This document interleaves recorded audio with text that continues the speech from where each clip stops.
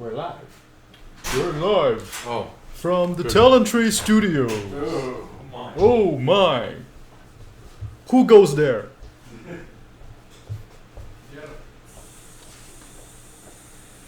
Get him, young man.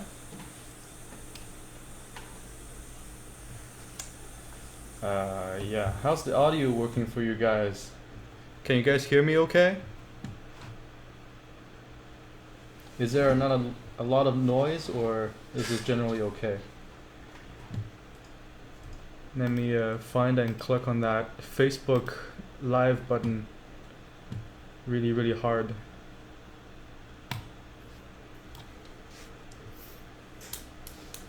You know the hardest thing about clicking that button is? What?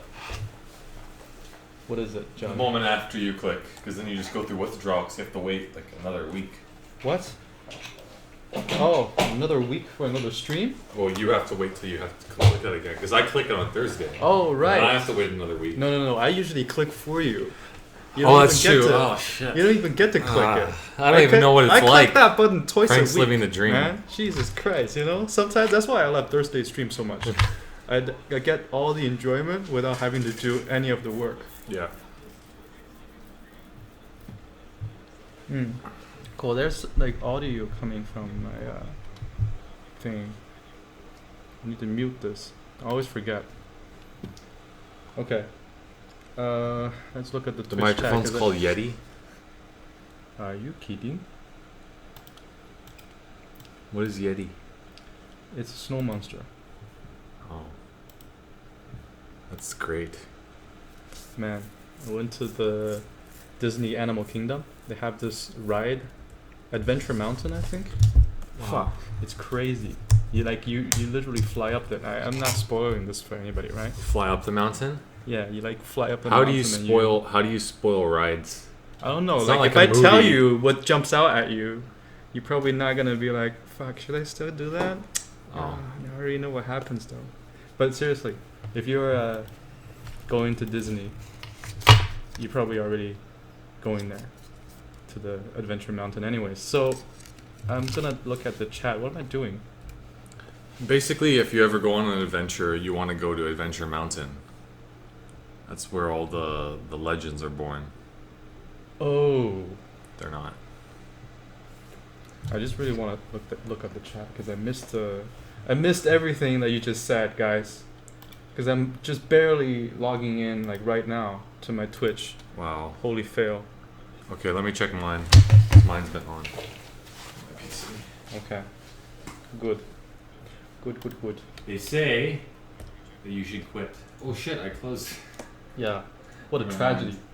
I had it open and then I must have just closed it before running out for coffee. Happy Tuesday, everybody. Yeah. Where everything just falls apart Yeah. and like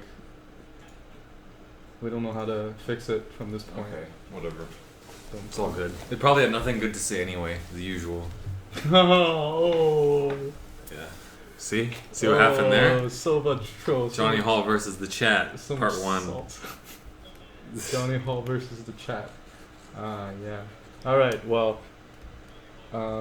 because this is an environment stream, and I'm the guy who's painting, so I've decided that we're gonna How do did you some figure that out? thumbnails.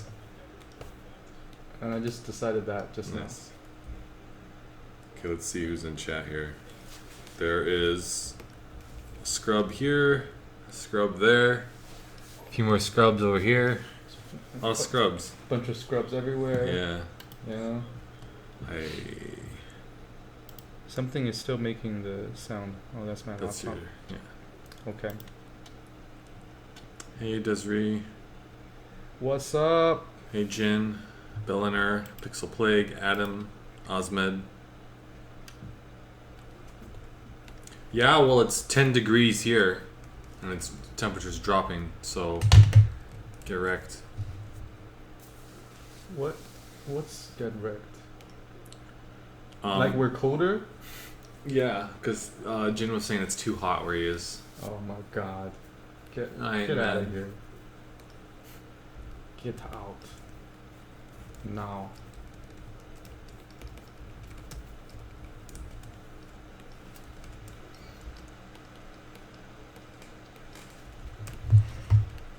Cool Eyes is relaxing in the tub. Wow. Wow. What a perfect place to be.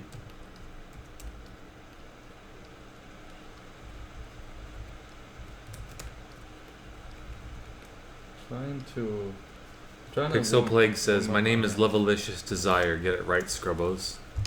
Wow. When's your next stream, Pixel Plague? I heard it's pretty suggestive. Heard you almost got banned last time. Suggestive. Yeah. Ooh. Did people throw $1 Those- bill at you? Those Twitch boys were getting their money's worth. You get your flowers and cheers and sports cars. Mm-hmm. Speaking of which, you might have noticed or not that we have a new additional button in the chat. I don't know what that is. What is it? What is it? What does it do? It's a cheer. It's a cheer. Well, there's different ones. There's like I've seen the cheer before. That's definitely not a one's cheer. There's the Kappa ones. There's Keygasm, Muxie, Streamlabs, Suffrage, and they have like numbers on them. I'm not really sure what that means. Ooh, numbers. Do you guys know what that's for? I think it's for donations. Oh, Actually, some trolling. yeah. I'm wondering if I can make something out of this.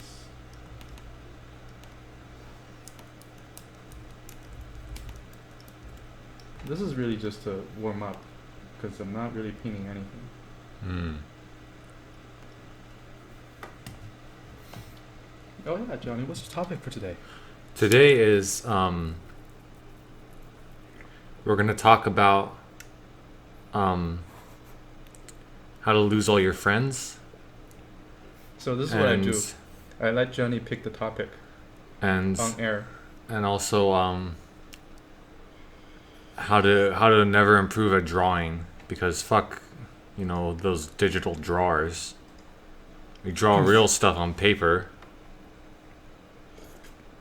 I'm just kidding. Pixel Plague says, I make people work for my money. Good. Good. Hard-earned cash. Like making it rain, that only happens in music videos. You know? Don't make it rain. Fuck that. Unless it's a golden shower, wink. Oh man. You just Who doesn't know what a golden shower is? By the Frank. way, nobody tell them. Yeah, you guys don't get to know. Actually, everybody should know by now. I just want to know when I can start making custom emotes. That's what I want to know. Now, I think you can. Yeah. You can do them now. Yeah. Sweet. I want to do a Benny emote. Dude, I think we can make the Discord emotes to Facebook as well. Oh wow, It's gonna be sick. it's grand. It's grandiose. Man, I always forget how to paint. Just You always forget how to paint.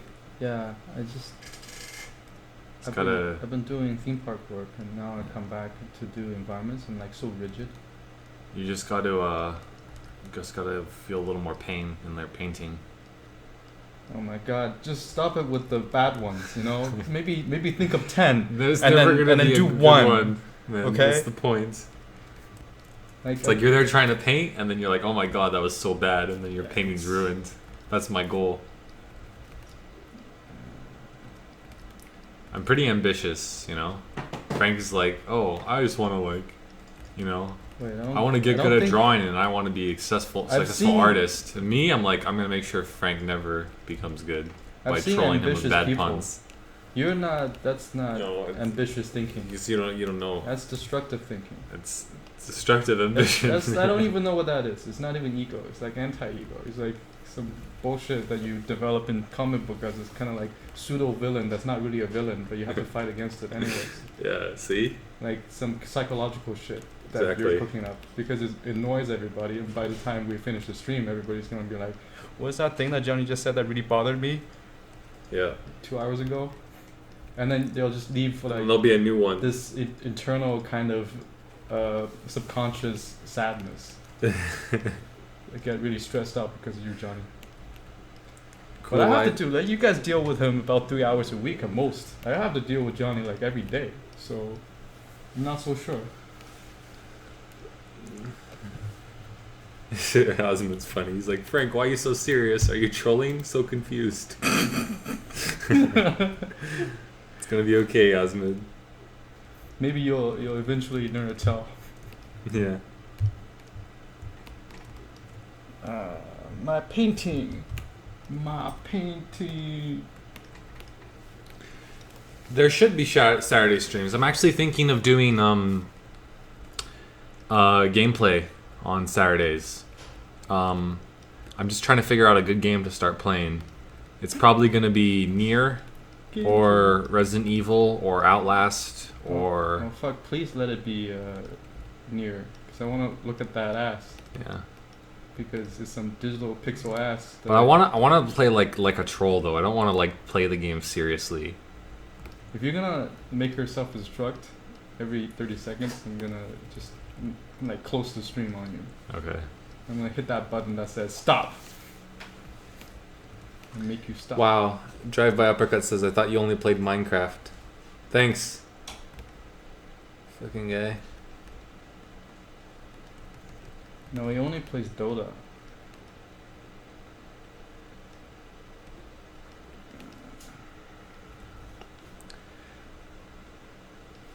I actually ate way too much sugar today. Feels bad. I like almost like Oh, because I had to take a nap. I ate so much sugar. jeez, because I got you a donut, and then Richie got you a bunch of donuts, Yeah, and then you turned into a donut, exactly. and there was just no more. It's terrible. It's horrible.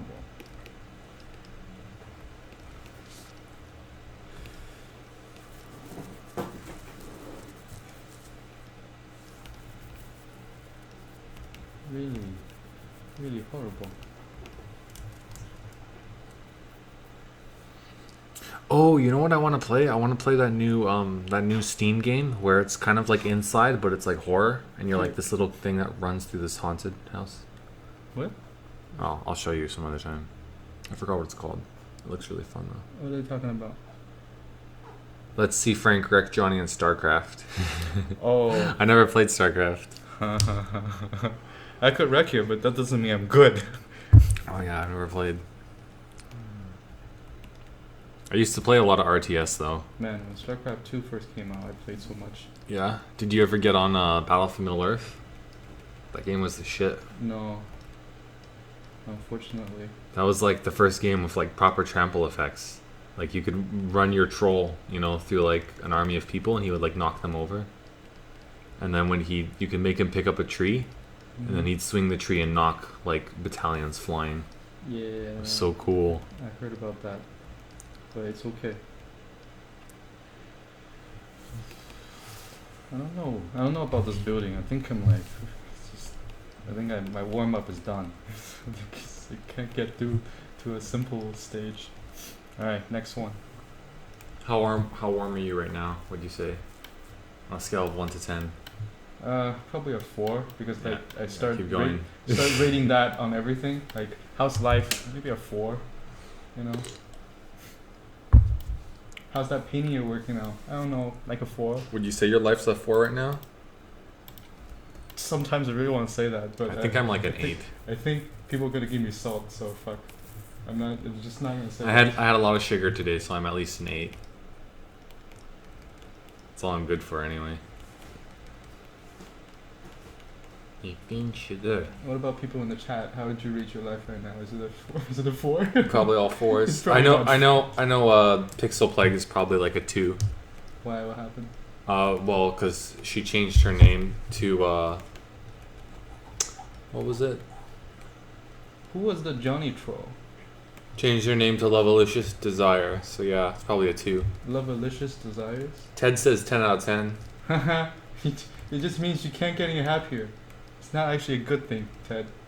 Sorry to break it to you. I have so much more potential than you to get happy, to be like to find true happiness. You've let your rubber band go. Rubber Wow. band. Go. Fuck. I don't even know what I'm saying. What does the rubber band have to do? The rubber band is this effect where if you get too far off the chart, you have to change the chart. Oh, okay. Does that make sense? Fuck, I don't even know. Oh man, I chart my own course. Got him. And so far, it's led you here Yeah. to the stream. Today. Oh man.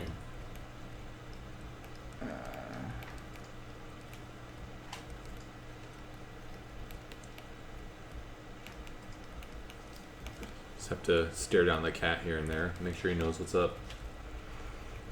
He doesn't know what's up. So instead of drinking booze on the stream, I'm drinking coffee. Why? Because you're trying to stay awake or something? No, I just really feel like drinking coffee. I don't think coffee really helps me stay awake that much. Like if I'm really tired, I'm gonna go to sleep anyway. I've actually done that where I've like drinking a shitload of coffee and then gone to sleep right after because I'm just way too tired. How long have you been awake at that point? Almost for like 2 full days. Right? And how many coffee have you drank? Several. You're crashing. You're caffeine crashing. You're a junkie. Get that shit out of my face.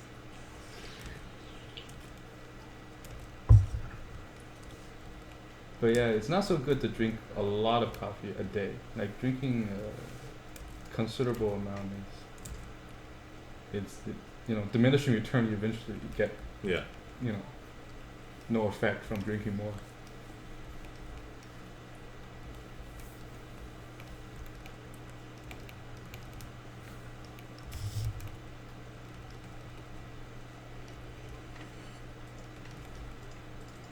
So you probably notice what I'm doing is that I'm using a hard brush again to push paint around with these 3-tone while creating some kind of shape. Letting my perspective lead on to me. Like here's where the horizon Well, line that's not very nice. is, and what I mean is I want this to kind of come out. Like in depth, although at this point it's really a good idea to start sketching over your piece for a while, because drawing is always faster than painting. Drawing is And- actually yeah. fast design. What? Yeah. You said it. Yeah. You got him. Mm-hmm. What's up, Edge Control?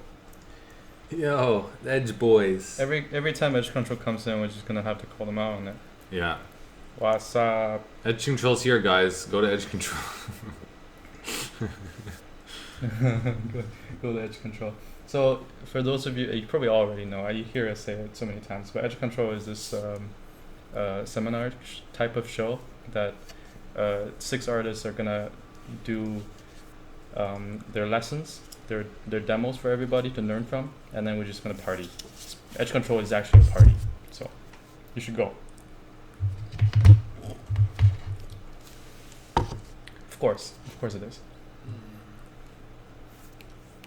Because life is a party. Yeah. And I'm the life of the party. Nah. Just kidding. What a joke. It's like the opposite. Yeah. Well, you could be. You have potential, Dan. I have potential to be a party guy. One day I'll sit in a circle of friends and I'll be like, my name is Johnny Hall and I like to party. And then it'll be a real thing too. It won't just be whimsical thinking. Oh my god, for you to say that, you must have a lot of money. Mhm. Otherwise, people aren't gonna buy that. Yeah. You can get away with a lot.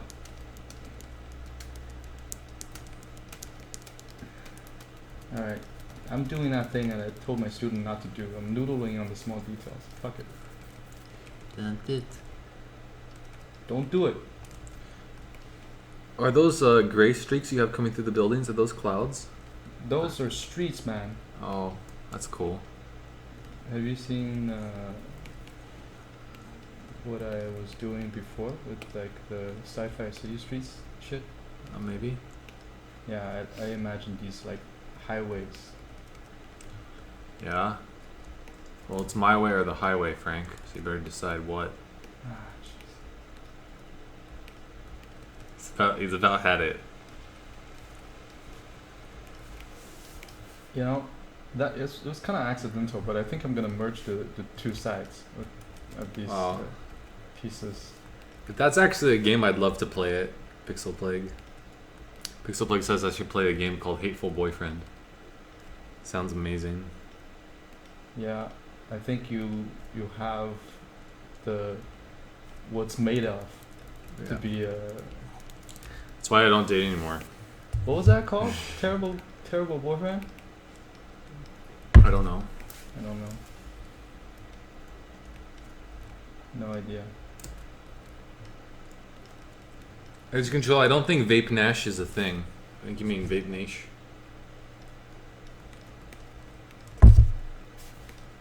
What, Vape Nation? Well, because Drive by Apricot was like, sick. You guys mind if we vape at the venue? Don't know. It's like it's like totally cool, bro. Is it? Yeah, it's, you know. Just just don't blow in people's faces. What? That's what you gotta do, though. That's Don't how blow you in people's faces. That's how you get fucking punched out. don't go blowing smoke up anyone's ass. You hear? How did you go from face to ass? I don't know. They do it in porn all the time.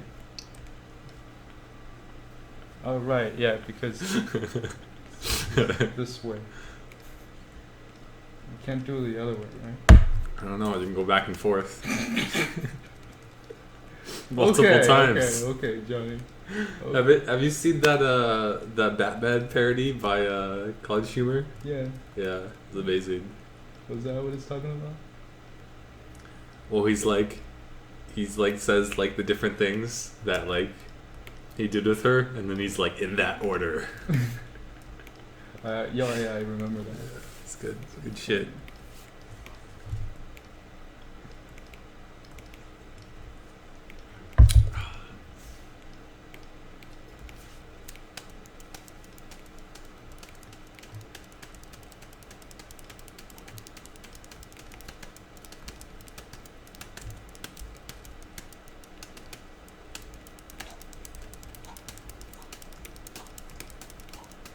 I'm gonna get to the critiques in a bit. I'm just kind of having a lot of fun here with this one. You know, playing with shapes. Right now, it's still just completely shapes. That's actually looking good. I think I don't like this detail. I'm gonna remove this. And you can do this kind of experiment too, where it's just completely messy. Like I'm not worried about keeping any layers clean or anything at this point. My approach is to keep pushing around my shapes until I get something that's kind of fun.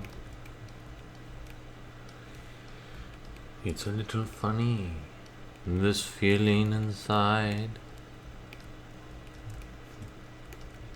This building is so weird. Okay, I don't like that shape. Maybe this is a good time to draw. This drawing is so quick. Just don't know why I don't do it as much.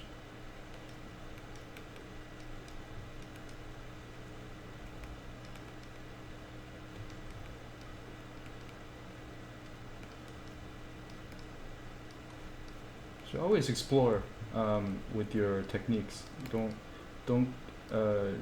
sink into a plateau. Whenever you're in a plateau, it kind of just means that you should try something Is else. that graffiti? No. I'm drawing. I'm drawing like these city blocks. I'm gonna fill them in.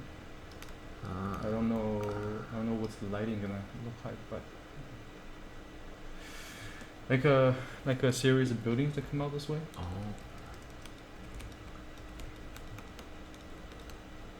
Maybe it doesn't read very well. But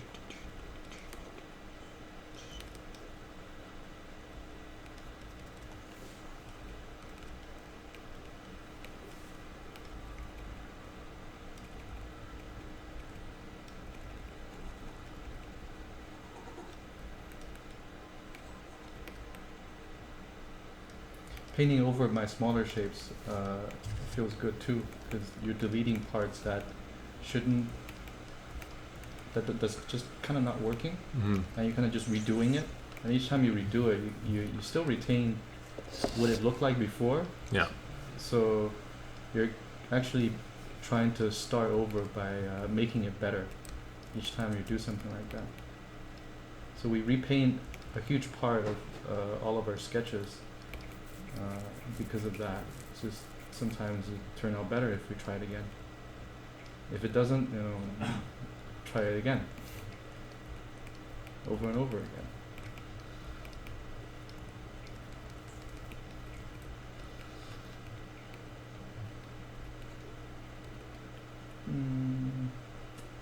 What would the lighting look like?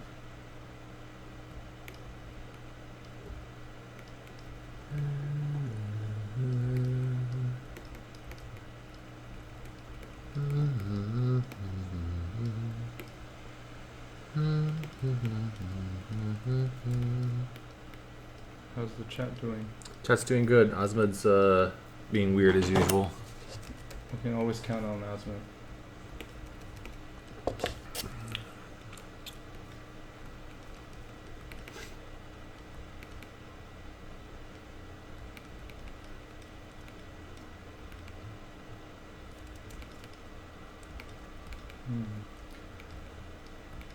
At this point, I really haven't gotten to the smaller shapes yet, so I can still kind of move back and redo my composition.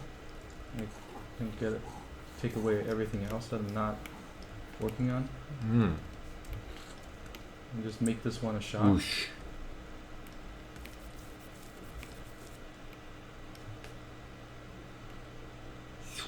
I can slowly add color to it, but I think at this point I still just want to do the tonal, because form change equals value change. You've heard me say this before. I think I got that from, who was it? Someone. One does not simply turn the form without adjusting the value within increments. I just still hate this building. Man. Is there a sleeping pharaoh in that building? No, I don't know. This building shape is agony. It's just what is it? What does it do? Why is it like this? It feels like shit. It's modern. It's like so modern. I gotta figure out the form behind it. And whenever I run into these problems, it means I haven't thought about the 3D form enough. Like how the light is actually coming and hitting all this shit. So silhouette first, and then worry about how the lighting direction is gonna really come in. I happen to be living in a place where I can look outside the window and see different cloud formations and sun and lighting situations, which is really cool, because you see sometimes we get really crazy colors during sunset, like the sky will be so crazy blue.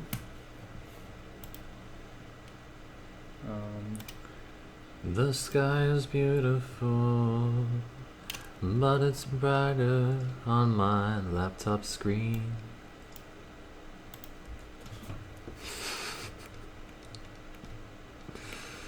Oh my god, I don't know. I mean, it's okay. That was for someone in the chat, Yeah. by the way. It's a Guys like- song from a really good album by a band called Cosmograph. Ooh. They're prog rock.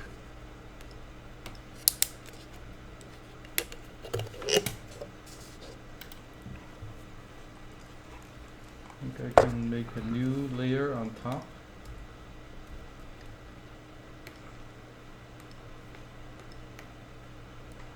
And I want to do some colors. Ooh. It's feeling very sci-fi.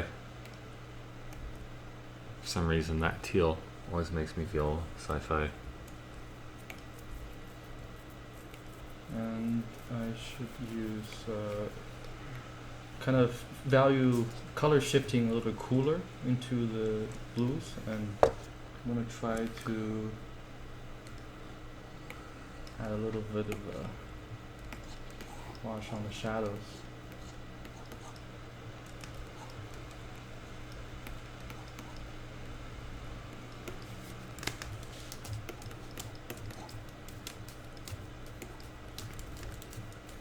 Oh.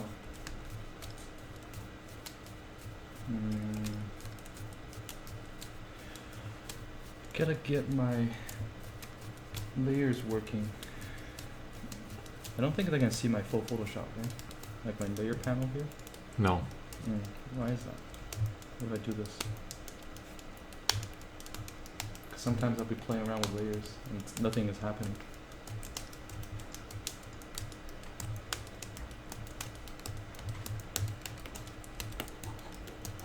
You can always just set it to screen capture. What? What? What? Who and what and where? What, where? Who? What happened? So, the reason why I do color and value different as different steps is because it's so much easier solving one problem at a time.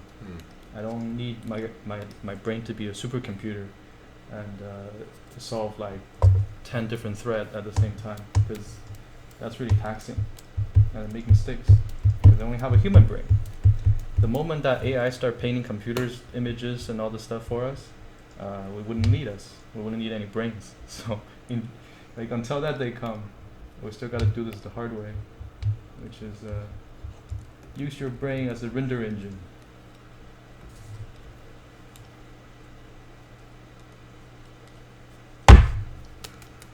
And what a great render engine it is. It's a positive energy machine that runs on donuts and steak. And alcohol. Lots and lots of alcohol. Yeah, don't forget about Johnny. Don't you forget about me. We can't keep liquor at home. Hey, so you can. No, we Just can't. not for extended It's periods just of not time. for very long. Yeah, yeah. That's why we don't have a mini bar. Yeah, like the company wouldn't exist if we had a mini bar. Imagine the expenses. Holy shit.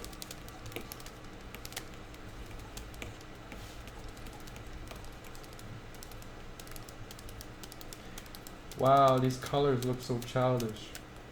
Fuck. What do I do?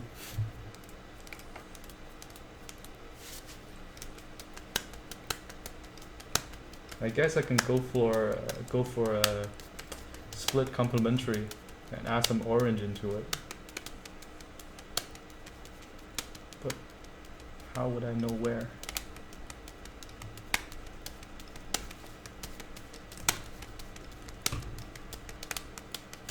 Johnny's playing the beats. Nope, doesn't work. Orange. Yeah, that's right. Oh yeah, that's kind of fun. But it doesn't work with the lighting. What do you think, Johnny? Where can I put the orange? You can put orange if you desaturate it more. I think that's why it's feeling off. I think when you're playing with like cool Because- colors and you're trying to introduce a warm, it shouldn't be like It shouldn't be super warm. bam that they Yeah. shouldn't all be fighting for saturation. Yeah. Because orange is okay, so You can do what You you can- want, but it's like sometimes like playing with desaturated warms and a cool palette works really well as the warm, because Desaturated by warm? contrast they feel like they're close together, right? so like this kind of Yeah. saturated orange? I don't know. Where Like, am I? Okay, I'm here. Where do I put this?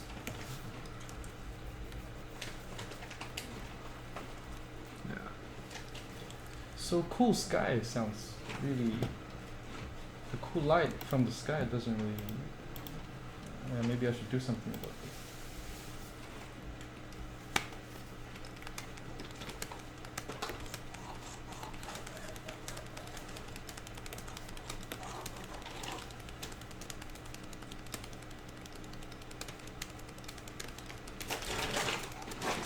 I'm not living in Cali. I'm in Toronto. Get your shit together.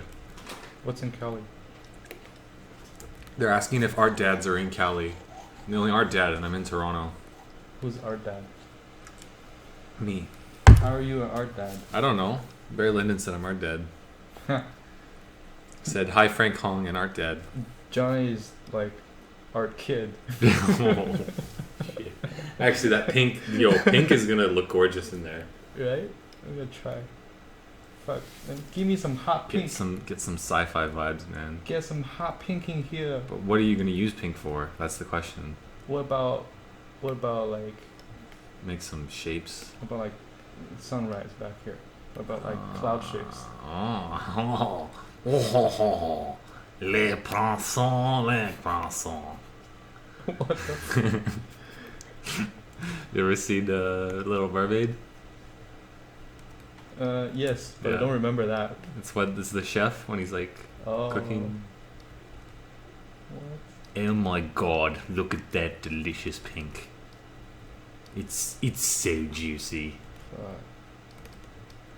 It's sweet. Actually, whoa, jeez. It's pretty good. Holy shit, this pink. Okay. Oh, we need some composure. Ooh. What is this? It reminds me of something. I don't know what. What is this? Something else that's pink. What is this pink?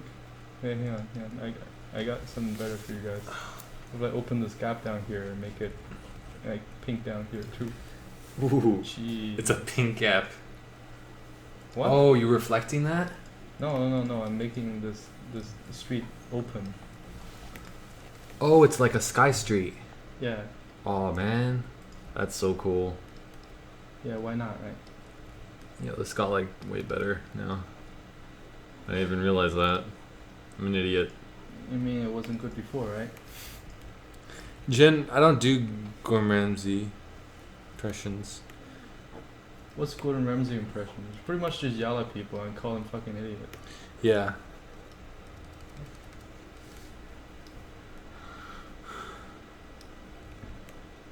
I just watched a video of like Gordon Ramsay take all the meat out of a lobster. It was pretty impressive. Oh yeah, I know what you're talking about. I've never even eaten a lobster before. What? But it looks Of course good. you have. No, You I haven't. No. Never? I've had oysters. I've had squid, octopus. I've had We've never. I've had taken fish. you- you know, pretty uncommon seafood. we've- And yeah, I haven't had lobster before. We've never taken you to lobster. No. Oh yeah, you weren't at Crush at that time. Okay. Can be arranged. But you know, like eating lobster is kind of just like eating an oversized bug, right? Like it has the same kind of appendages. Isn't it and shit. crustacean? What's crustacean? That's its classification, right? Yeah. It's like, well, it's not like directly related, but feels like it. Yeah. Well, I'd eat 'Cause bugs. they got legs, right? I would eat Right? bugs. Bugs are supposed to be delicious. Protein. Like crickets. Like I'll eat those. Have you eaten them? No. Then why would you say that? You know? Because they're a good food source. if I hand you one right now, you eat it on live. If on no, stream. it's like if I Dude, had no, to eat fuck, it. Don't even back away from it. Just tell us, if I hand you one right now, would you eat it on stream? Will you order me those like the snack ones that are like already cooked in like in a bag? Pussy. Yeah. Pussy boy, puss.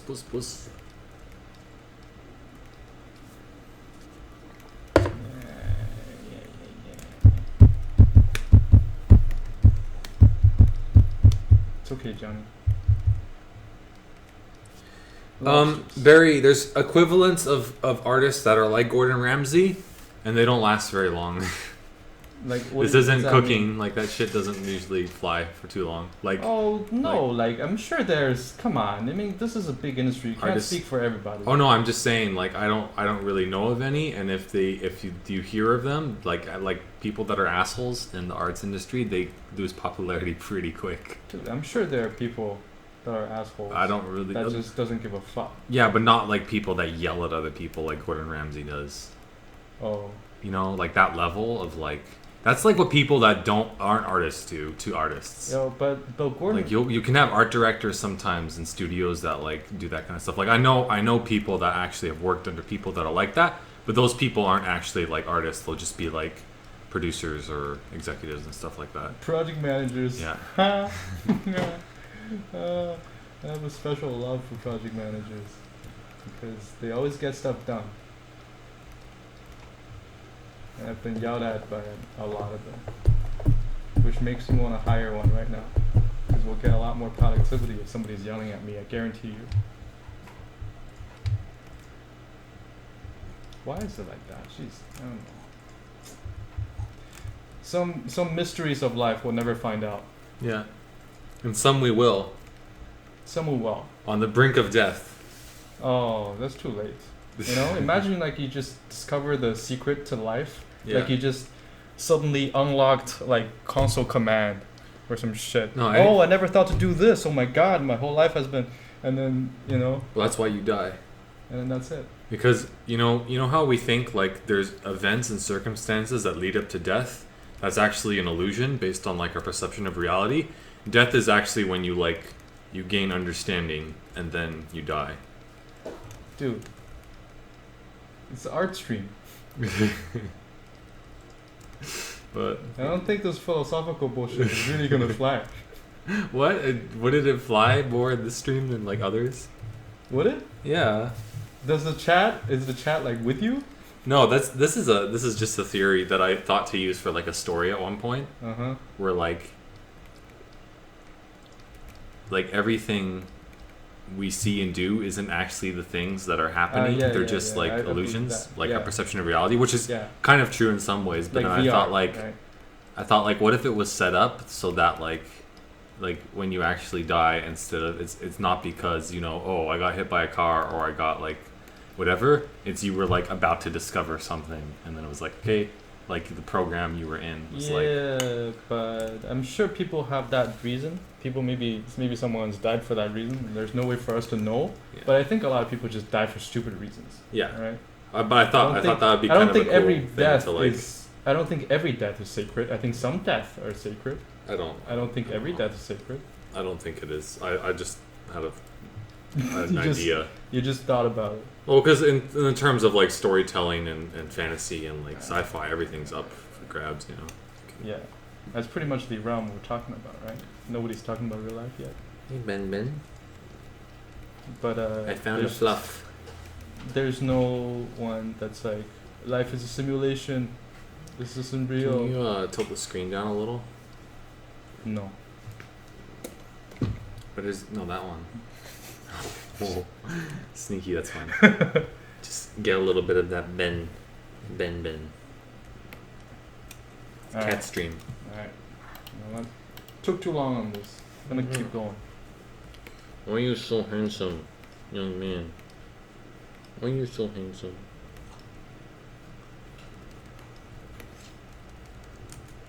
The color looks off. Anyone in the what's it called in the chat have cats?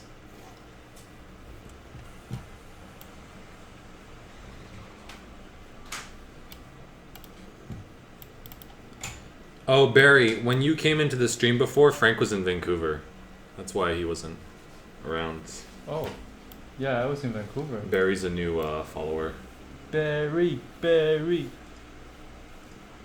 I doubt it's his real name because he goes as Barry Lyndon, but maybe Barry and then just the Lyndon was extra. Barry Lyndon is such I have to watch that. Cool name. It sounds like some boutique store that you'll find in Yorkdale. What is it? The Stanley Kubrick film. Oh really? Yeah, it's like I actually didn't know that. Like Renaissance or sometime around then. It looks amazing. Like some of the frames look like they're actually painted. Like some of the screen caps from the film, they look like paintings. It's crazy. I still haven't seen it yet. I really want to watch it. I just want to get a good copy. I think there's a lot of films I need to see that I'm just like, fuck it, I'm just gonna buy the Blu-ray because Blu-rays are so cheap now, like on Amazon and stuff.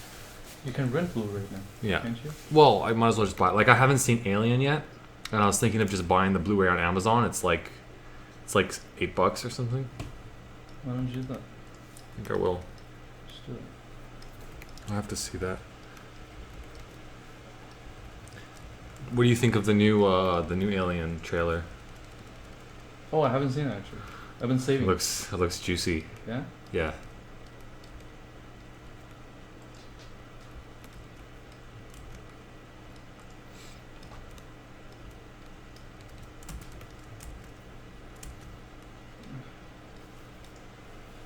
This city, man.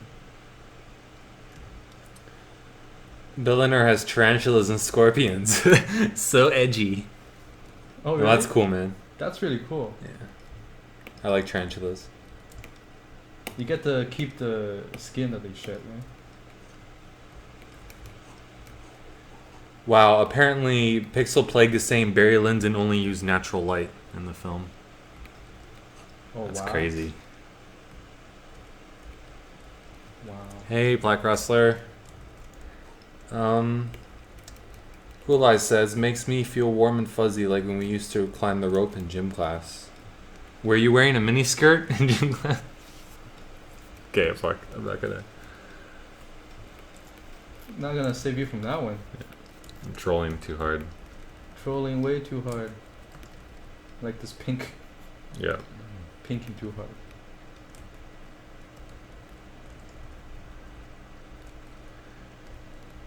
Nothing? Just gonna stay quiet for a second and like let that humiliation bathe in Yeah. about like being on air and saying the first thing that comes to your mind. Yeah. Yeah, pretty much. That's our job. That's what we do. Welcome to the 21st century of. Hey, by the way, everybody's looking at you. Anyways, might as well make something out of it. Might as well. If I'm gonna get fucking embarrassed and like spied on and listened to, I might as well, talk to people that want to listen. Yeah. It's a film reference, by the way, what Cruel Eyes said. Of course it is. Of course it is.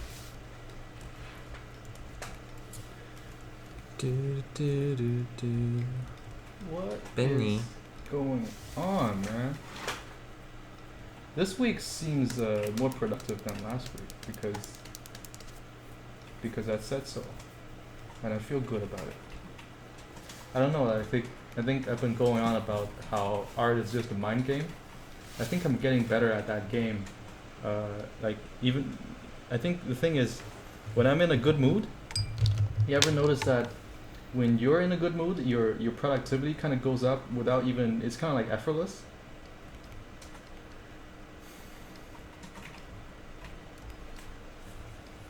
I wonder what kind of stuff helps. Like, taking care of the brain part, it's like constantly fighting with my own, like, the chemistry that the brain would do. How would you explain that? Like the routine, like the things that I would normally think, but to break out of a certain habit of thinking, it's like acting on your self-awareness. So maybe at moments you'll get this flash of self-awareness, but if you don't act on it, actually nothing will change. But if you take note and be like, oh, maybe I'll try something different next time, or maybe this wasn't the right response, then you're actually making a mental note to adjust yourself. Maybe I shouldn't have behavior. eaten the whole tray of weed brownies. Oh yeah, maybe that too. Maybe you shouldn't have, this and that. But I'm just saying, like, self-awareness is so crucial in this business, because you need to know whether your art is good or not. Like, does it hit the standard of what client is asking for? It's not really like an ego thing where, like, am I the best? Am I the best artist yet? What the fuck? I work so hard. It's not that, but rather like the self-awareness in like how well you can read reality. Mm-hmm. For artists, it's very important that you're not completely detached from reality, because I don't know if this is a common thinking, but passion, I'm on the fence about passion. Okay, I feel really like I can take both sides. I see the pros and cons of having absolute passion, but there's a pitfall for passion as well. There's a thing where I think passion has to do with ego. That I want to do the thing that I'm passionate about, right? And how maybe that'll be the only thing that I want to do. So nobody wants to like serve other people. Nobody wants to do jobs that are dirty, complicated, hard. It takes a lot of work. It's just not human nature to grow up and work endlessly, not getting anywhere. Mm-hmm. But at the same time, people are like the advertising and all this society is telling you, hey, do something passionate. Why don't you? You know. What if what you're passionate about doesn't make money? What happens with that? Are you doomed? Are you fucked? So I just think that we put a lot of emphasis on that, like the whole self-help and shit. Always like follow your passion, but I don't think it's more that. I think if I were to digest it, I would think it's follow your zen. It's like it doesn't matter what you're doing. If you set a direction, being able to chill out and follow through, it's actually a lot more important and beneficial than just like being initially passionate about it. I'm talking about it because it affects me a lot. You know, I've started and failed a lot of projects. I've quit a lot of projects halfway through. Is that because I don't have enough passion? Can it be explained that I just don't have enough passion, or is it that I didn't follow through and do the things that's required of me, right? And what if I have no passion but I did all the work? Would that work? Or if I didn't do any work but I had incredible amount of passion? You know what I'm talking about? Mm-hmm. Am I going on? So I'm on the camp that says passion is not necessary for you to. It's not a necessity for you to become an artist, for sure, right? Since we're talking about art on the stream, because it's an art stream. I don't know why you guys are here. What the fuck are you guys doing here? But I just think passion is overrated. Mm-hmm. Because at the end of the day, you got to sit down and do the work. And here's other pitfall that I find that happens to me. I don't know if y'all like immune to it or something, but I have a lot of time to talk about. But the thing is, like, if I imagine something, if I imagine my reward for doing the thing, kind of like how a politician will talk about the things that he would do before, like during election, and then this is not political, by the way, and then they win, and then they feel like they've done the work already, and they don't do anything because I promised, and it's gonna be great. But I think there is a certain implication of talking in art as well. Like if I talk about the kind of shit that I'm gonna do religiously, just endlessly talking about it, I'll actually have less time to do it, and actually less energy and less willingness to do it. So I'm on the streams, that's why I'm talking a lot. But in reality, I'm talking so that you won't have to, and then you just do more of doing instead of more of talking. You know what I mean? Because when I'm talking, I'm moving my mouth, I'm taking energy away. It actually makes your mind register that this action has been completed before. It's like we have a 5-hour fucking meeting, and then, for example, right? If you have a 5-hour meeting talking about it, and in your mind, you kind of trigger some weird sense of chemistry that you can imagine the reward. Like, oh, what if I did this and I have a Ferrari, and then you keep thinking about that Ferrari, and then you're actually never any closer from getting there because, right? No work has done. Just like what I'm doing here. I've been talking for the past 2 minutes, and there's not a single stroke that's gone on the painting. Let's look at who do we have for critiques today. Who do we have? We have Humano. And this, I think it's like a nice... Wow, some good improvements, you know. Is it... looks very Japanese, very clean, natural energy. All right, cool. And we have this one from Dimitri's. Wow, nice. Hard brush. Dig. I dig hard brush. Dig. Dude. All right, so both of these are really strong. Both of these are incredibly strong. But I'm gonna do something a little bit different this time. I had a great suggestion from Richie that maybe I shouldn't just try to critique on top of paintings. Maybe I'll do like my usual diagnose, and then I'll recreate this painting, like kind of like this setting, not exactly as the painting, but I recreate it and reconstruct it using my methods, so that you can have a comparison.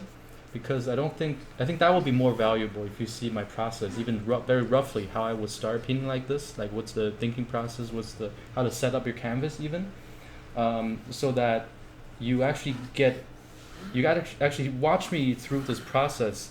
It's like you're mentally coming with me, kind of like you're painting, how you would paint this again. Anyways, I just think that will be valuable.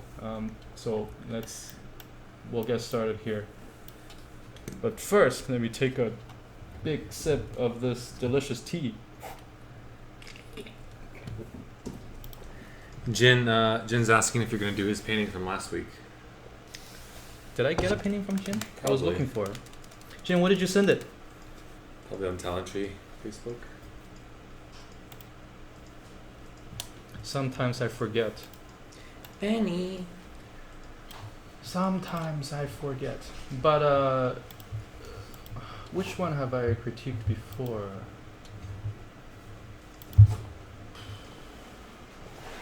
Are you just having a fight with Benicio under the table?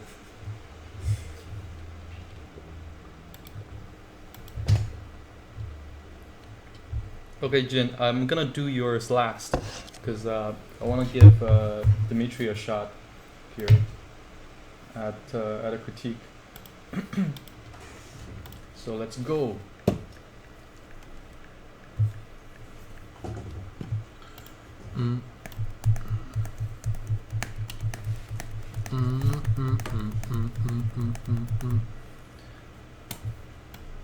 Oh, nice. Michael Young shared our video on Facebook. Thanks, Michael. Yeah, because I didn't make a post about it today. 'Cause I'm too lazy. I'm like, the people that want to be here will be here, and then imagine no one showed up. Well, we'll have a party by ourselves.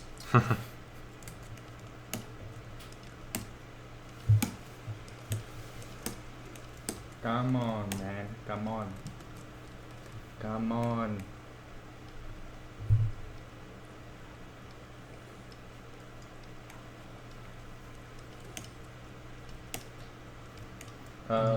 The thing that I always have to do is I gotta set up my perspective grid. Always. Yep. For a scene like this that I'm gonna take into detail. That's gonna be kind of clean. I always want to be able to line things up to something. So if I was actually moving this around and trying to line it up to the scene here, I can see that some part of the buildings are out of perspective. This is the vanishing point, and I can line up certain parts, but some other parts are a little bit more difficult. But because this stream I'm gonna talk about like the construction part, like geometrically, how does it work? Where's the light coming from?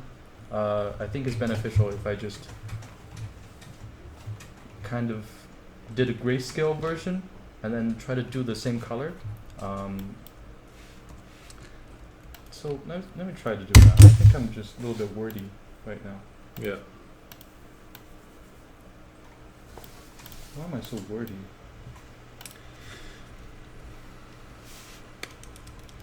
I don't even know. Okay. So I cheated a bit. I take the color from the painting.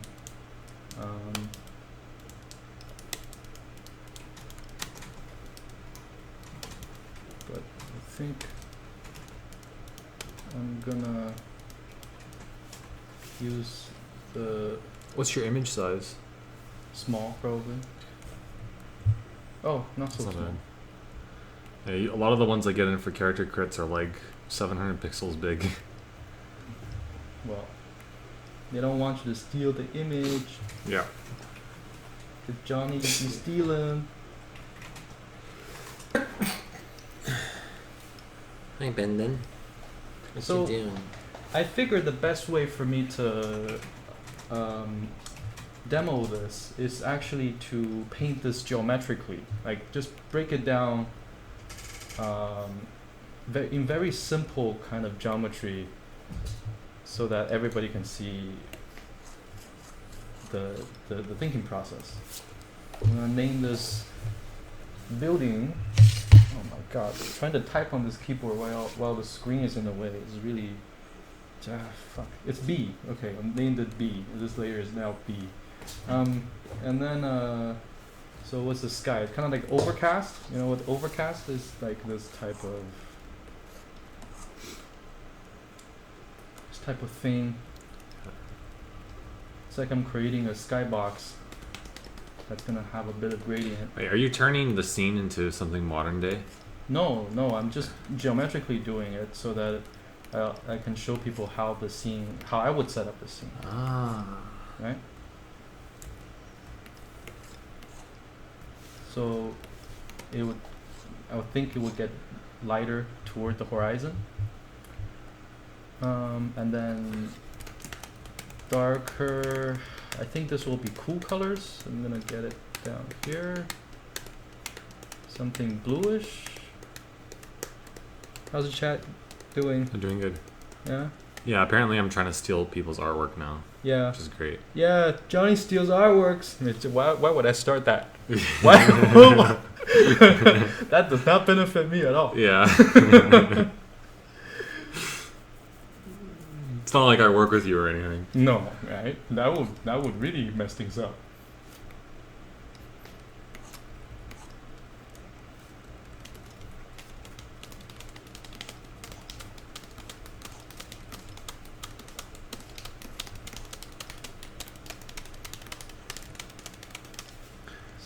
Going to be cruel colors? I don't know, man.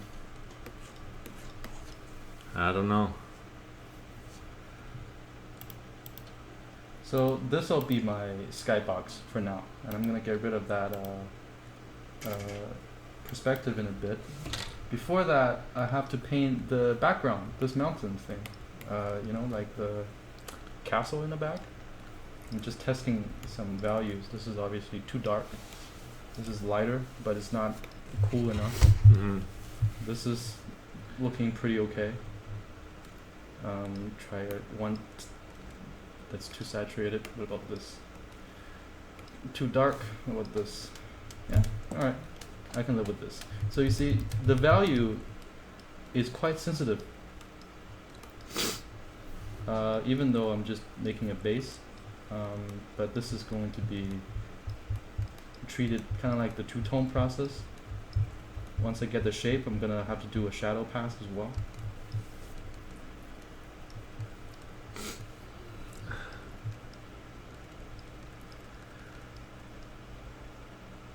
You know what I mean? Ooh. Know what I mean? Oh my. Benny? You look like a sad boy. Benny's probably just hungry. Yeah. He's gonna start bugging you in a minute. Mm-hmm. Looks like around the time. So you see, you can still play around with the shapes. You know, bigger shapes. Fuck, you gotta circle it. Bigger shapes here. Smaller shapes. You know, big shape, big shape. It looks like a dog's paw. It's a Benny smaller paw. shapes, right? Like, fuck. Just Guys, Frank's a dog person. Get him. jeez. Ooh. You can make it like. You know. And then what the next thing I'm gonna do is flesh out the center plaza. Like here's the monument, and then do the silhouette for these buildings next. You know? Alright.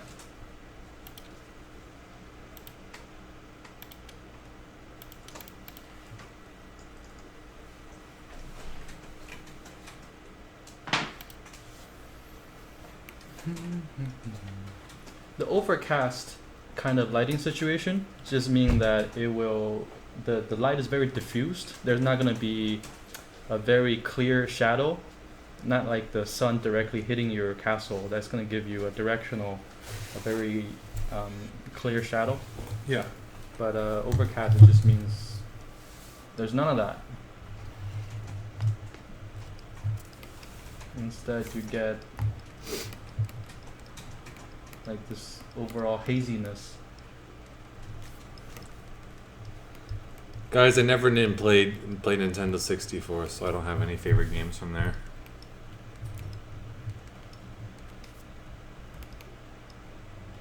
Smash? You didn't never played Smash on the 64? That's No. why you sucked. My first console was PlayStation 1, and then from where I went to Xbox, and then GameCube. No, GameCube after PS1, and then Xbox, and then PlayStation 3, PlayStation 4. But I mostly played PC during all those times. PC Master Race. Yeah. I played a lot of shooters on PC. Played a bit on console, but a lot of PC stuff. PC Master Race. I haven't played any competitive shooters in a long time though, like multiplayer. I got really into Uncharted 3 for a while, the multiplayer scene on that. I got into the multiplayer for the last Max Payne pretty seriously, and then after that I realized I needed to art more, so. You need to art more still. Yeah. Always need to art more.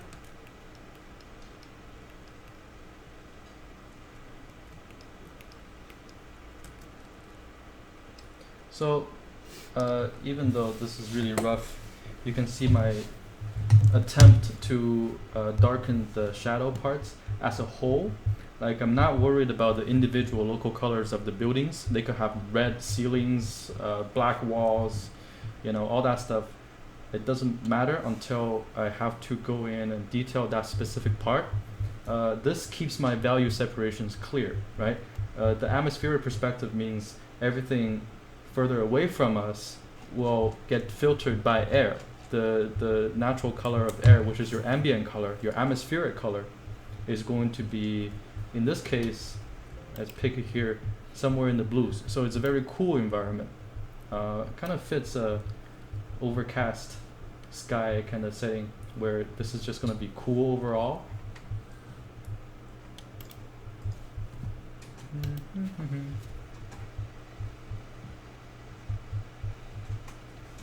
Yeah, GoldenEye was so good. It was before its time. But then again, I don't really like playing shooters on the console, so GoldenEye was painful for me.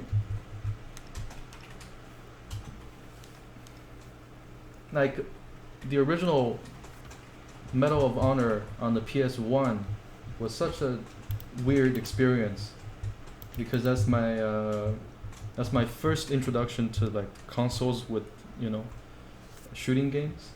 And I couldn't figure out how to aim. And I come from Counter-Strike on PC.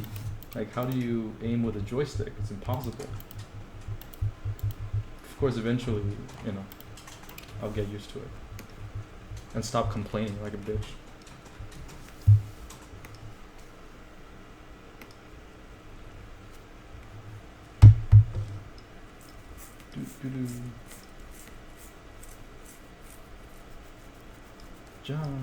Johnny, entertain us. Entertain us. Bum, bum, bum. You know that someday, when you were older, you could get hit by a boulder, and while you're lying there screaming, "Come help me, please," the seagulls will poke your knees. Why my knees? I don't know, man. Ask Yoda. Jeez. The one thing, I'm just gonna ignore this thread. One thing I'm doing with my foreground is that I'm layering the depth, right? Even in something that's a flat color like this, and there's no change in value from this point to this point, but I'm still using the silhouette of how things fall away in perspective to create that depth. So that's one thing the original piece didn't have a lot, is that depth perception of things really leading back. You need to think about where is that one point perspective originating from, and how do you take advantage of silhouetting with your foreground.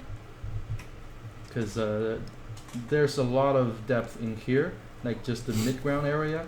This entire area is so much space. It's so much distance that normally, if you don't do the grid and you don't practice perspective, you're not going to realize it, because your foreground perspective is going to seem kind of shallow, right? This is the mistake a lot of environment artists make, is that they don't give it enough depth, or they don't group things together in a way that allows for depth. Because you have all this great canvas, might as well use it to tell your story.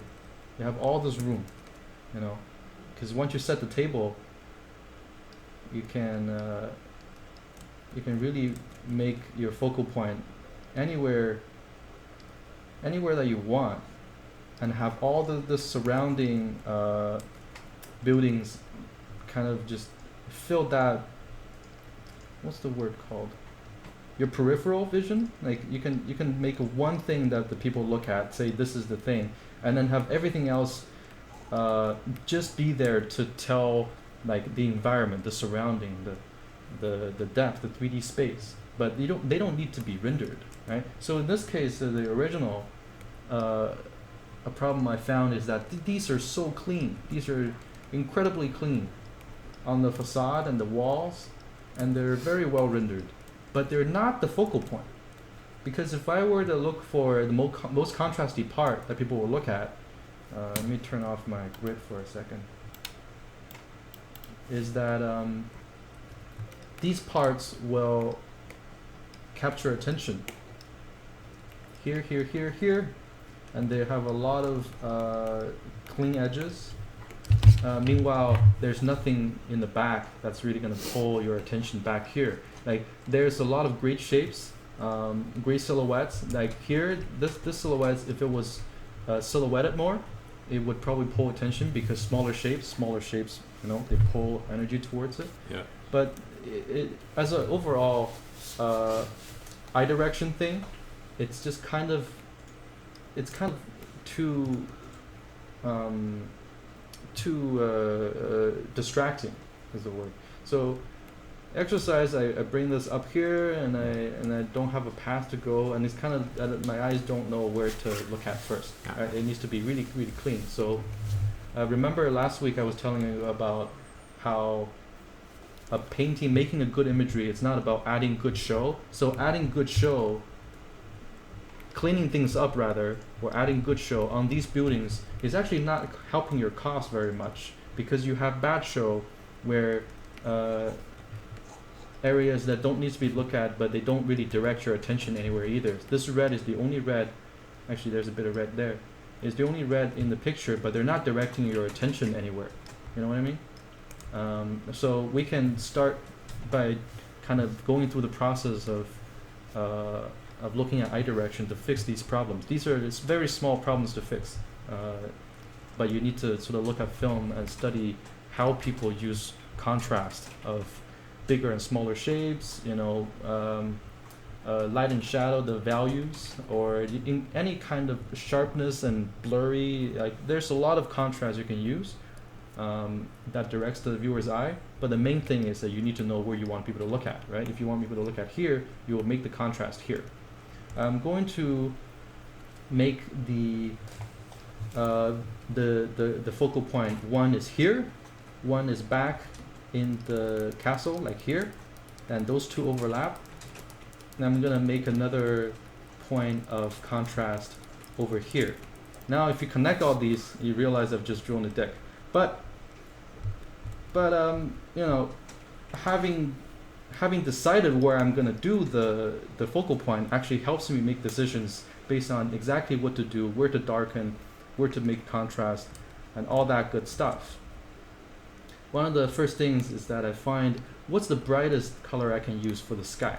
Right? So I get straight to the brightest part that I have set up my sky. That's pretty much my highlight color. I can't really make my background castle much brighter than this. Where's Because that light coming from, though?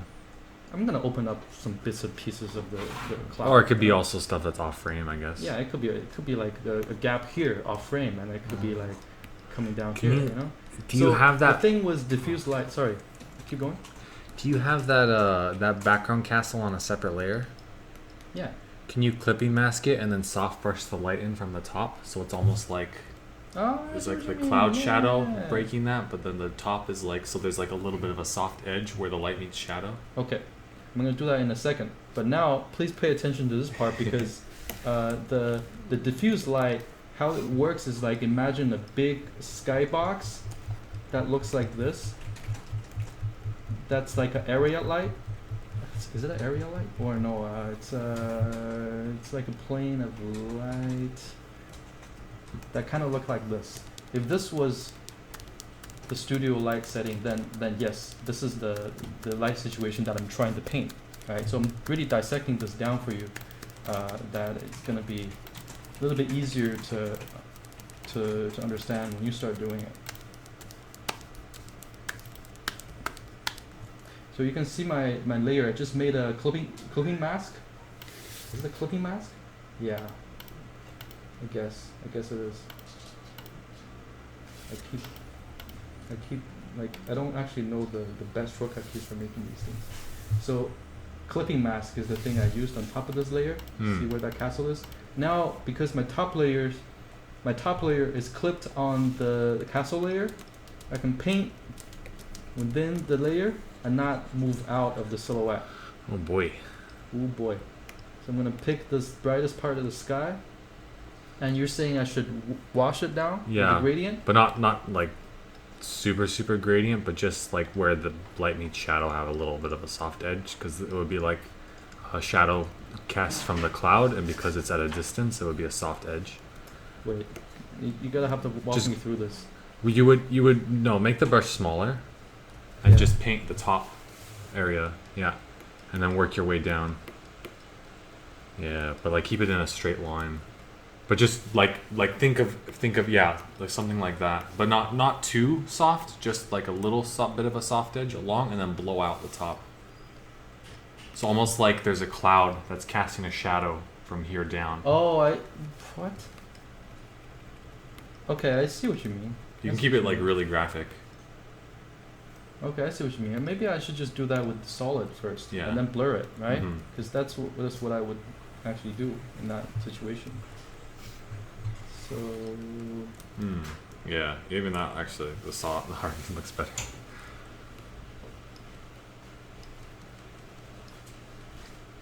I'm trying to still adopt some of the design. That's why I gotta go back and fix the silhouette. But for this demo, I really don't have to be too careful.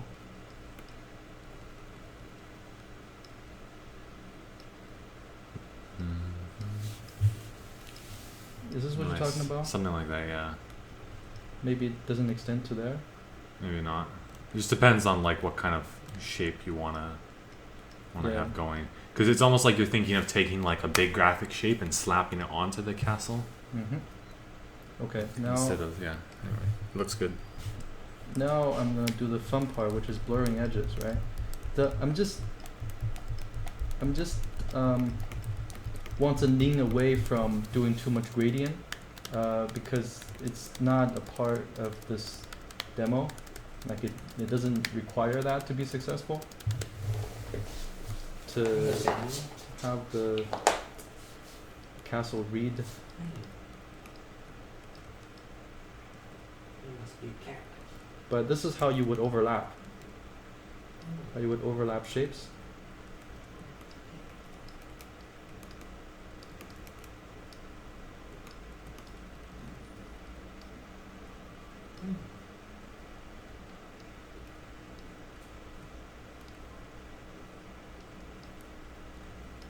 then I gotta make these silhouettes for overlaps, parts that just don't need too much extra work.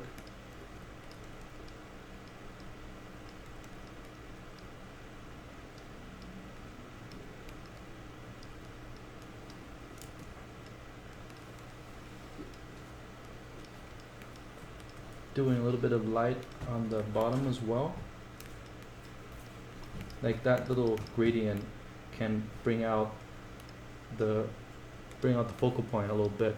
Like I haven't done any crazy light, any major differences in in contrast, but just by making the light come out at these 2 points, I've actually made that one of the focal points and made this one of the focal points. Everything else has stayed very hidden. So this is kind of the way that I would go about developing light directions and developing my image. So I'm imagining like these surfaces I'm pulling out here, they're top facing surfaces. So what I mean is at top here you get the rooftops, you get the roofs of these castle bits. Yeah. Castle-y castle.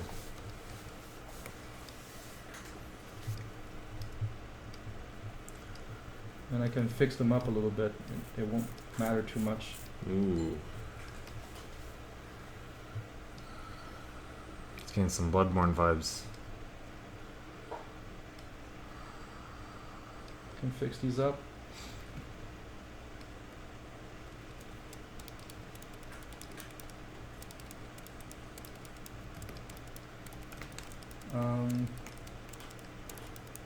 And then I'm gonna take this layer.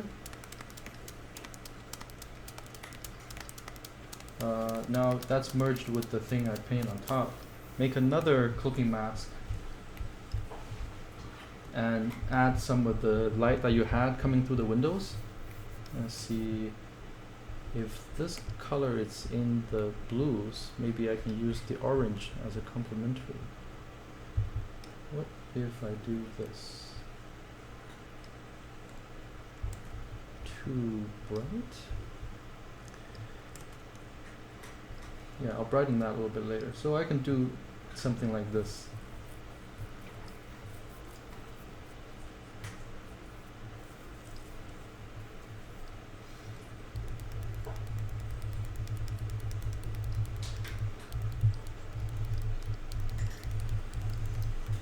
And I'll use this kind of lighting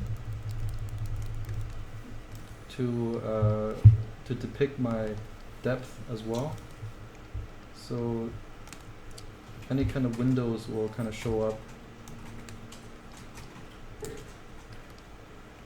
in the distance as this.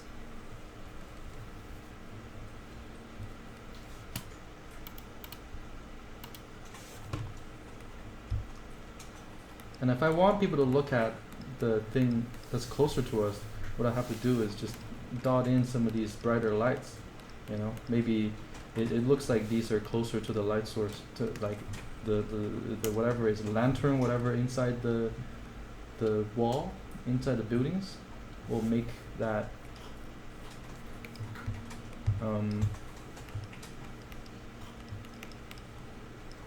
little bit brighter. All right.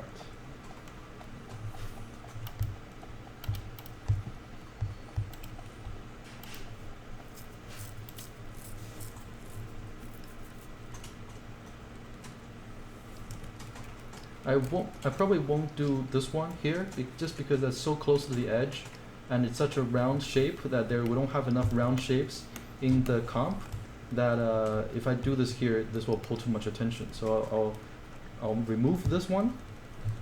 Maybe do like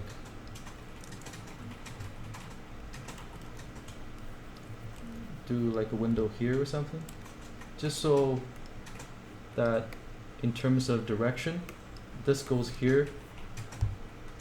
This, you know, this, when our direction comes up, we see this, we see that, and then this leads back to we see up here as well. Maybe I'll do something here. Maybe another layer of city that can point the way back in here. So this is how I would do eye direction, right? All these little spikes, they point upward. So whenever you see these things, they point upward, right? And the sky, like how you see there's the subtle divide with the cloud shape. These are not accidental. These are just horizontal shapes, very simple horizontal shapes that allows for overlap. See, huh? This overlap over here, it's kind of like the finger where it blocks out the cloud shape in the back.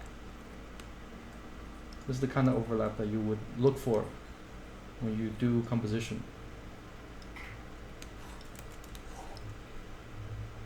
And then we can pick any kind of vanishing point and start doing the groundwork, like where the tile's gonna look and all that stuff. Like that's just like the easy rendering work, right? Make sure that the floor, the ground is flat, and we're actually very low on the horizon line, and the horizon line is pretty low. That'll seem reasonable.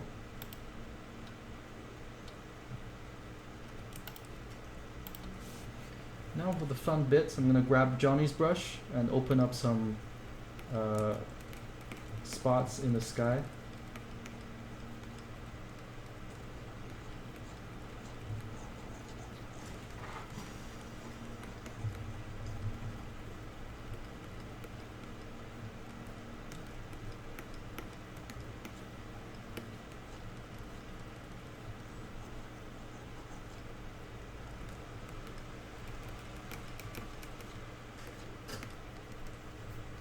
So clouds are pretty cool right now. I'm gonna try to add a little bit of magenta in here, but not too dark.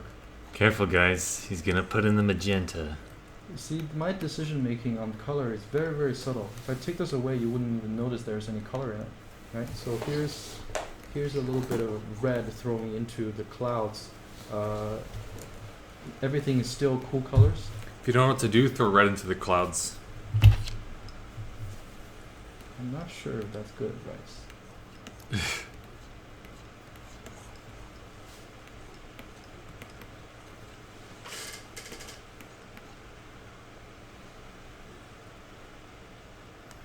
Oversleep? Alright, I'll see you later, human.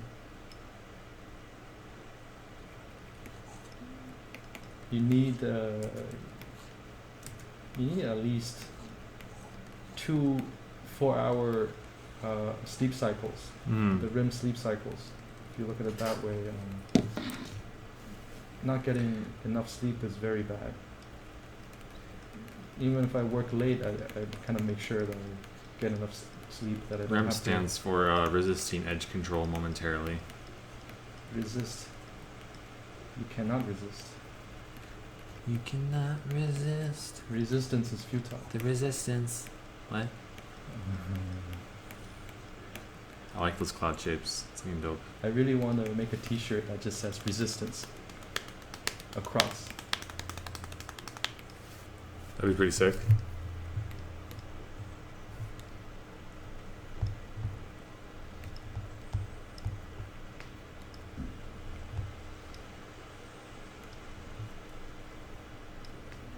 Okay.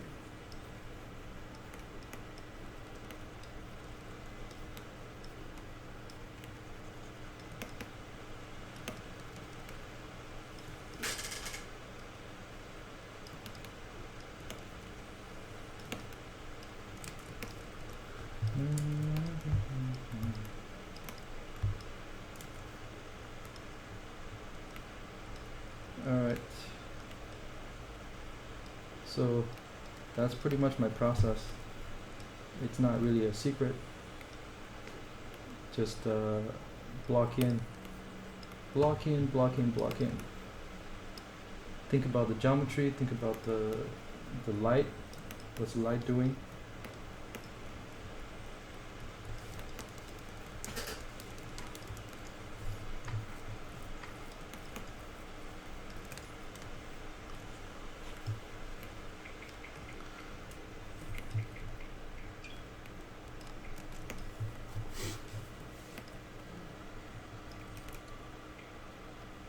You guys are pretty quiet in the chat right now. Because you're not entertaining them, Johnny. Well, the clothes aren't coming off, so if that's what you guys came for, you might as well leave. I don't know if they came for that. Probably not. Highly unlikely. You never know. Oh, right. We kind of. Who could say? It's the internet. You don't know these days. Yeah. But you're not a. I think if you were a cute Asian girl, the chat would be more lively What? for you. No, man. Yeah, for I'm sure. Yeah. better than No. a cute Asian girl. No, Yeah. no. No, my executive decision is that no, you're not better than the cute Asian girl. Man, I don't know. But you can paint, so. But if there was a cute Asian girl that could paint, then you would still be at a loss. You know, there's no winning with you, don't you think?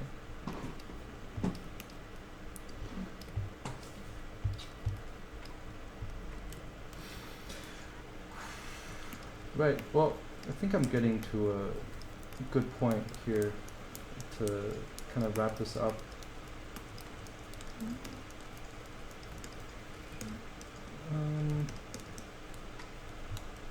Still a little wonky in the foreground.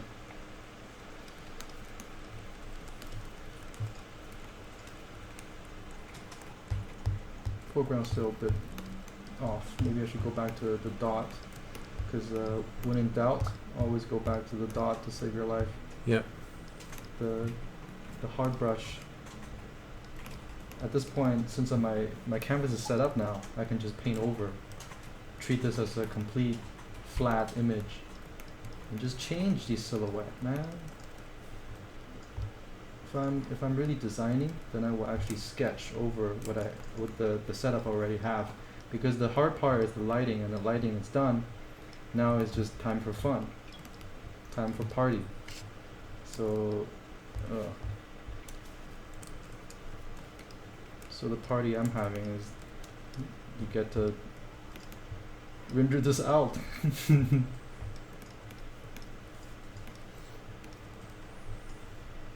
Render party.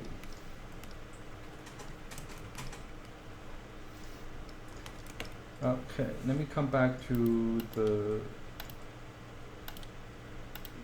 building. I think I need a front face for a tone for front face for all these buildings over here.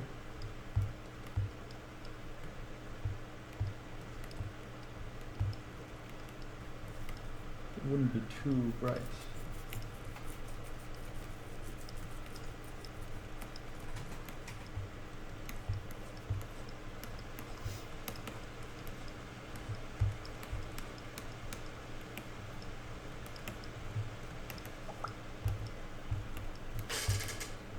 Right, close enough.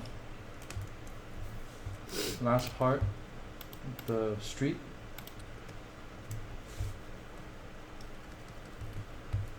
Remember, the street is a flat surface that leads back from the horizon, and it will reflect the sky. So whatever the colors in the sky, that's going to have an effect on the ground. It won't make it that it's so completely mirror-like and completely bright, but it does have an effect. So with that, I'm gonna turn down the sky a bit.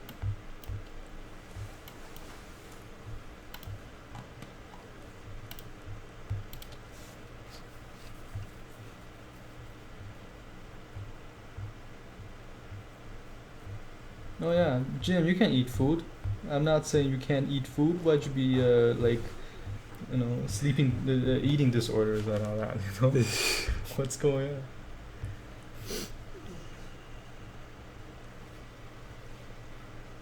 Oh, yeah, Yuman, if you have to go, I'm gonna just quickly critique yours because I actually wanted to take a bit more time on the on yours as well. But like your rendering is really good, man. Like if I have to do a critique on this, I probably do the same thing how I just reconstruct, like this, and I show you the process of how to reconstruct it. Even though this is like really rough, but it still takes a long time to set up your lighting correctly. So if you have to go, I could save this to next week where I can just do my red line and show you like the parts that I would change. It's really not much I can like work on top of, because your rendering is pretty good. I would say the saturation is a bit overall too saturated, but it works for this type of image. I don't think that's bad at all. Johnny, what do you think? It's looking good. Yeah, all the top facing surfaces are bright, and this is kind of dark and then red. So yeah, I'm gonna try to do a little bit on top. I'm wondering why that hill that's like in between the far background and the mid-ground to foreground is so dark. You mean this? No, the one in front of it with the windmills. This? Why is that so dark? This one? Yeah. So some of the top surfaces might be a little too bright, honestly. Okay, you know what? I'm gonna show you. Because if you look at the value, they're like white now, which is not really realistic. Which one? Those whites there are a bit too white. Like it's a little too blown out. Yeah, I agree. Okay, so let's solve one problem at a time. I'm gonna add a layer on top that says lighten. And lighten just means whatever color you're picking now, it'll go over whatever is underneath. But if you pick black, you realize it won't go. You're actually not drawing anything because it'll only show up. It'll only affect it if you have the lighter color than the canvas that you're drawing on. So like this gray, if I draw over with this gray, I'm actually painting over all the blacks. See how graphical this is? So I'm gonna use this tool called Lighten to show you how selectively I'm gonna bring out some of the blacks. See how this part is all black? I'm actually just gonna pick where it's bright, the brightest part of that part. If you look on the screen, and I'm gonna use my jitter brush to bring that out. Just getting rid of all that black. And I'm working on this from the black and white view because this will help me see the values much better. Nothing is distracting. Like I can see exactly which points do I need to work on for the blacks. Yeah. So I'll bring that out just a bit. Bring out some of these as well. This part, like I'm just brushing over, that part was too dark before, because on a slanted roof like this, it wouldn't really be that dark. So I'm controlling the black level by taking away parts that's just a little bit too dark in the pocket. Shouldn't have any of that. When I come back, let's see if there's an improvement. A little bit, so that's not weird anymore. All right, but the red is a little funky. After I do that, I'm gonna take away some of that white in kind of a gradient fashion.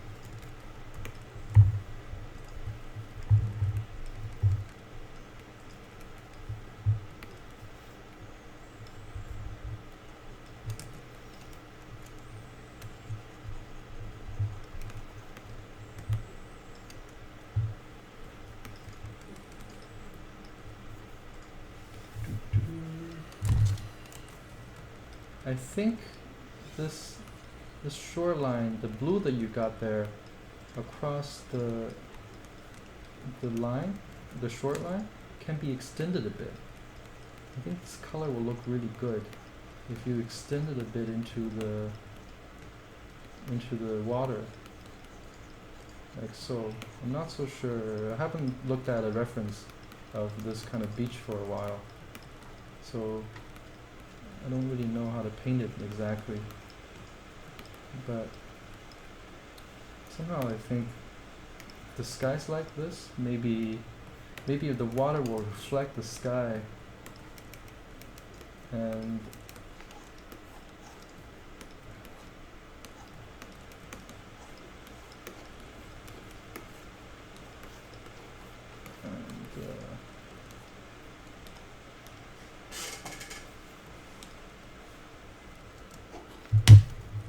I'm just really trying here because everything is so saturated. It's hard to see exactly where to push it. Mm-hmm. Push it to the limit. I think at this point I should really find a reference. Oh, yeah.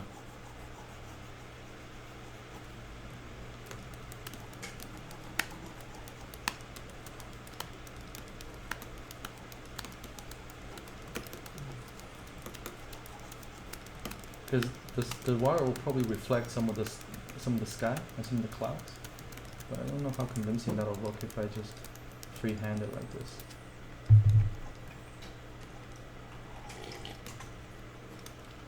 No, it's probably not going to reflect like that. I just realized. What would you search? Tropical beach?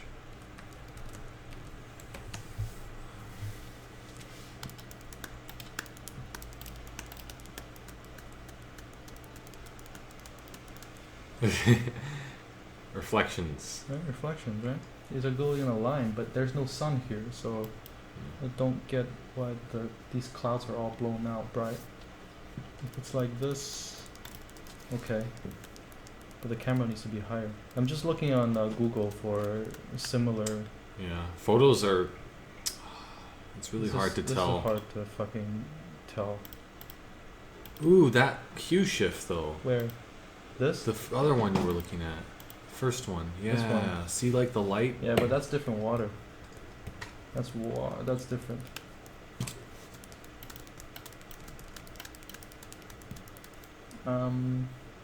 Yeah, I think clouds are just a little bit blown out at this point. How would you fix this, John? This is Having a lot of clouds that saturation. bright isn't like super unreasonable. It just wouldn't be on the entire face of the cloud because there is geometry that shifts around. Yeah. But yeah, like having, I remember Loomis talking about it in his book Creative Illustration. He's usually saying like, on a sunny day, like your sky is usually the brightest part of your picture, Yeah. and then the ground That's facing upwards is the second brightest area, and then it like goes down from there. Right. So if I just take it down even a tiny bit, that should be enough. Yeah. Some side planes.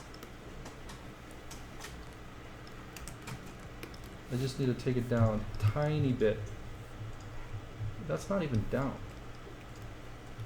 It's still very, very saturated.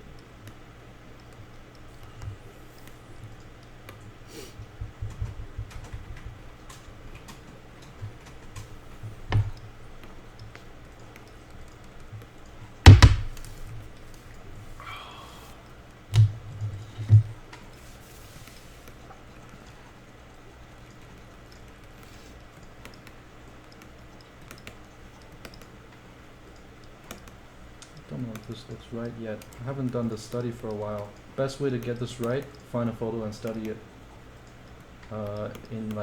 Study how the hue shift works, how the light affects the water.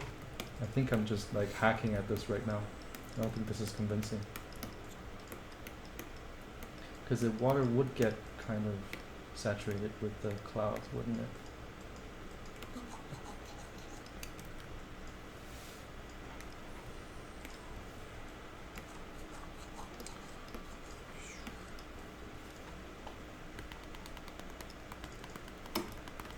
No, this is not gonna fucking work. Until I find the good reference, this water just looks way too saturated and way too unrealistic.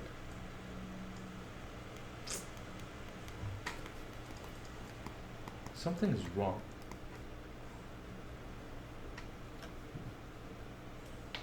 With this. This wouldn't get dark like that, would it? No. The water, if it was reflecting cloud, it should be.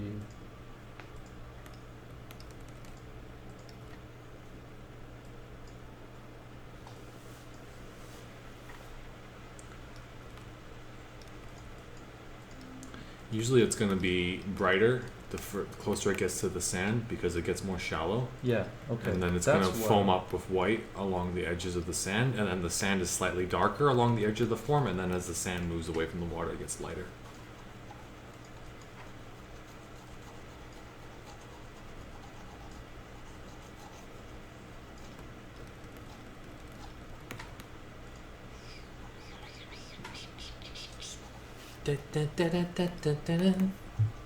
Okay, now that I've redone the water, this feels a little bit better.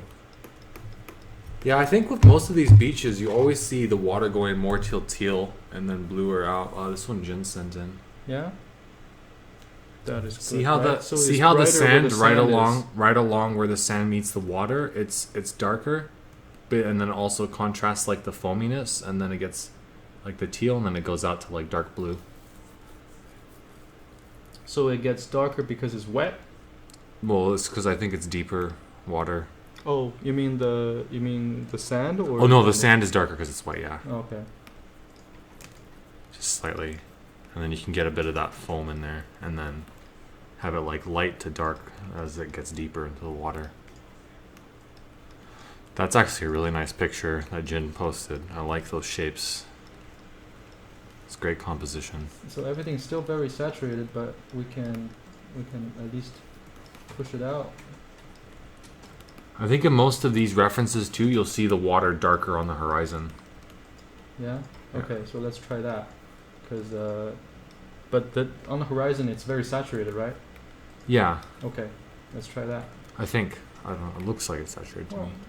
might as well see. See if it looks better, then it is better.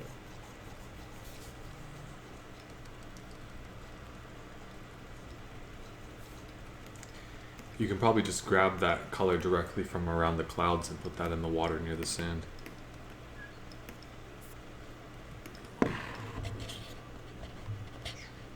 From the cloud. Because it's a similar color to like the water, but I don't know. It might be a yeah. little too bright. But No, I think that's a good idea. Where I should just put it around this area, yeah. like how it will gradient upward. Mm-hmm.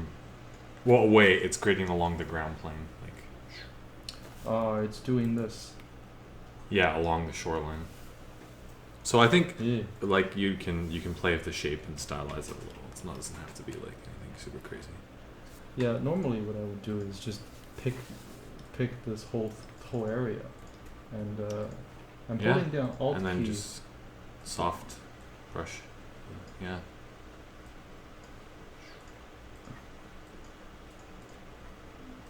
Flip.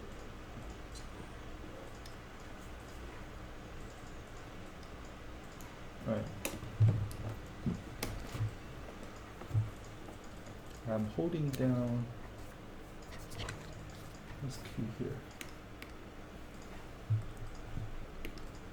This is interesting. Yep.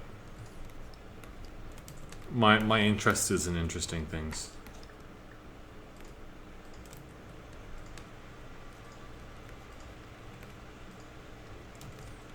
So far, no comments on Facebook, which is okay. Yeah, because I forgot to post it on Facebook. Well, there is the video on there. Like, it's just most people tend to come into Twitch, which is okay. Which is good, because we're directing them to Twitch. We want them to be on Twitch.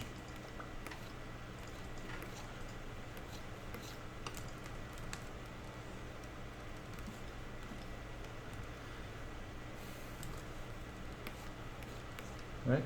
Mm-hmm. Mm-hmm. Mm-hmm. Like this.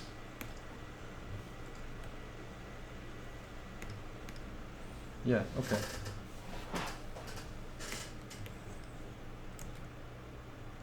Cool. That's about as good as it gets for the water.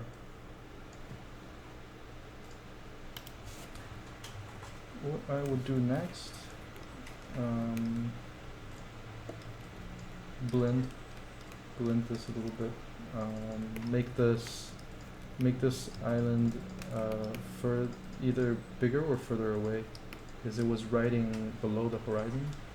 So you need to like cut into the horizon line, otherwise the shape looks too small and it doesn't do anything. After this critique, I'll take a break because I feel like I'm losing my voice, even though I wasn't talking that much throughout the whole thing. I think today I'm pretty tame. Yeah. Yeah, I just kind of really wanted to get this process to you guys.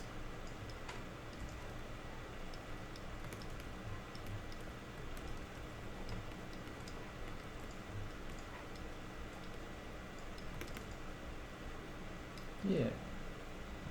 Yeah, something like that. Alright, let's do it before and after real quick. Water. Yeah, okay. Yeah, more or less. Alright, I'm gonna save this. Thank you, Yuman, for sending this in.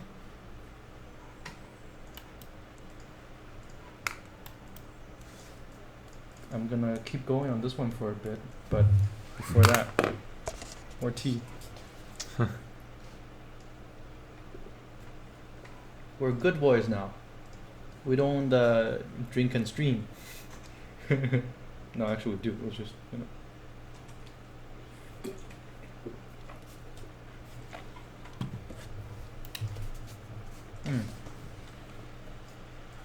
Is this mushroom tea? No, it's not.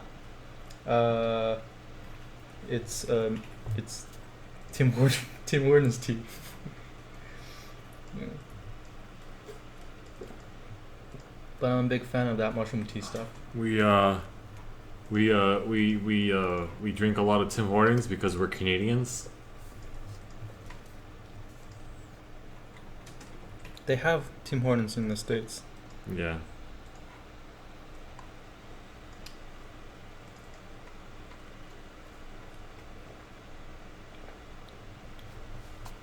Jin, I haven't found your piece. I'm sorry, but let me look for it in the inbox.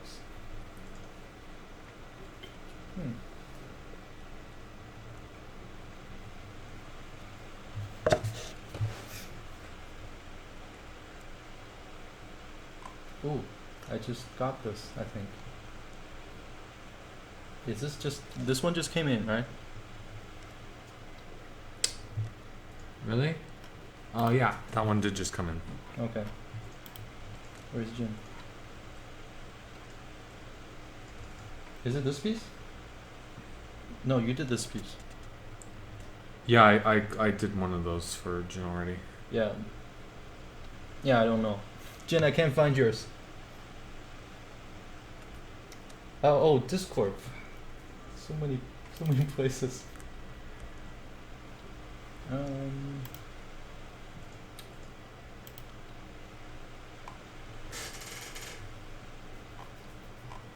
No idea, man. I'm gonna stop looking for it right now.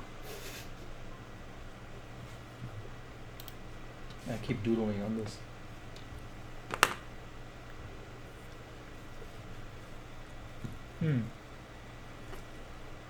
Trolling. There.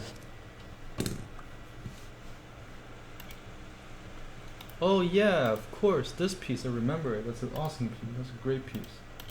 Thanks, Jim. This is from a while ago that I was supposed to do, but I never did. I never did. So I think, wow, what a nice piece. I think I'll make everyone bigger, like all the little people here, because you have a lot of blank space. Yeah? Mm. You have a lot of fuck these shortcut keys. You have like all these lines that's unbroken. You see how all these floor lines, like they all pull attention, right? Every single time you have lines that's long like these, they carry your eye direction with them. The problem with this is that whenever these lines intersect, that becomes a pull. How tiny it is doesn't matter. So you ideally, what happens is that we don't want symmetrical kind of things. We don't want too many lines that's completely going on and undivided. So not sure exactly what's the scale for your temple here, but you either have to add more shit to it to break up the lines or make your little people bigger. So like this guy will be over here, this girl will be more like that, and just bigger, breaking this line, you know, here. These two together, maybe foot on here, breaking this line. Like I just think it's very, very good. It's very clean, but it's almost too clean in a way that these lines are not.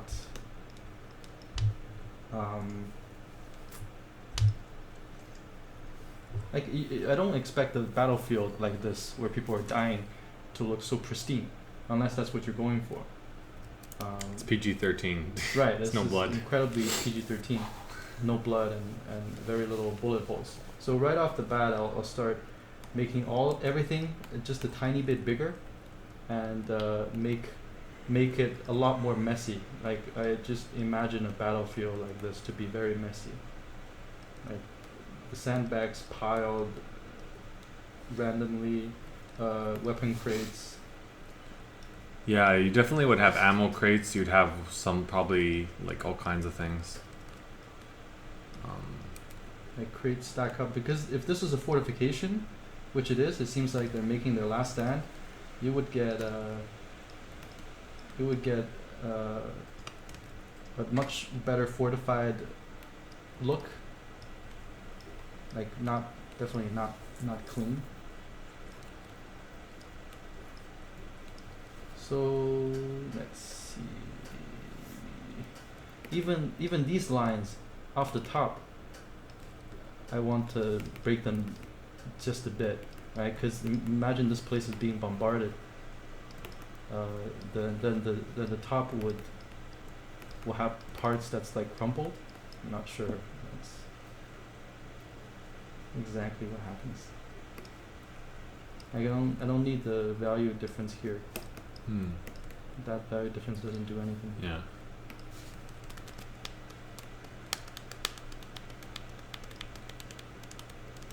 Where's the light coming from? It's the light angle. Yeah, it's kind of tricky to see because I feel like there would be more. The statue would have like more value overlap, like in terms of like where it's lit. But yeah. Yo, it's lit. Value overlap? Yeah, a little, and then like bring some of the shadow shapes back in more too, and make it like more graphic.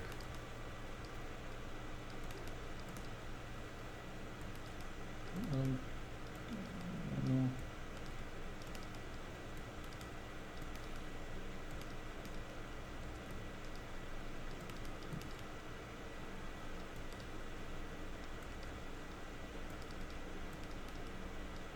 Not exactly sure.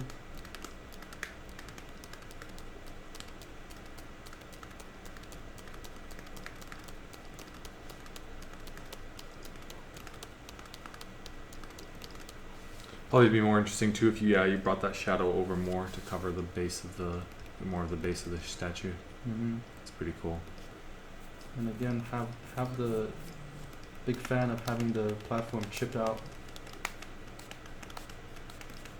Mm-hmm.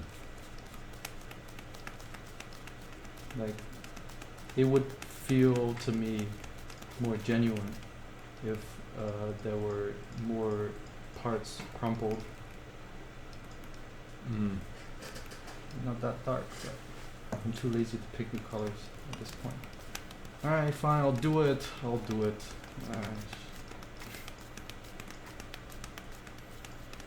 I also feel like the soldier uniforms and the shadow are too close to the color in the light. The same Like cool the light colors. that's hitting him Yeah. looks too similar to the shadow value. Like these two, compared to like the difference between how bright this is and how dark this is. This is like super dark. That's getting hit by the Absolutely. light. Absolutely. So what Johnny was complaining about. And there's no overlap on the pants No and the shirt, overlap. right? Yeah, why isn't there any overlap? The light that's hitting him should be overlapping the cast shadow of the statue. Come again? The light that's hitting him should be overlapping that shadow shape on the floor. It should be grouped with the. It would be slightly darker than the light that's hitting the floor because the floor is hard surface, but there'd be light hitting him that's almost as bright as. So if you control Wyatt really quick, can you? Right. Look at how much difference these two are. Yeah. Right. This is the shadow. Shit. This is the shadow. This is the light, and they're a huge difference. Yeah. They're a huge difference, but there's not huge difference on the uniform. So. What I think, because the lighting looks like it's really bright and blown out, the lighting would be almost the same value on everything it's hitting, with slight differences. And where you're really going to see the difference and the detail is in the shadow, with the shadow values. So in this case, I think your lighting is going to be, like usually, you can do two things. You can either have all your detail in the light, or you can have your more detail in the shadow and blow out the light more. And this looks like the light's more blown out. Just, can you group the light all together from all the way from his back down to his feet? So that it blends, yeah. And then so what you use is the shadow shapes overlapping, like light overlapping shadow to make stuff read. Instead of, this is like you like think this is like more abstract, right? Like you're not thinking like as a drawing at this point, you're thinking of it like a painting, just pure value. That's looking juicy. Exactly, pure value. If you add like a little bit of saturation along where it turns to shadow. Where the hair? On the jacket, like put a little bright blue where it goes to shadow, from light to shadow, just along that line. Bright blue? Yeah. Have a little bit of it. Yeah, boy.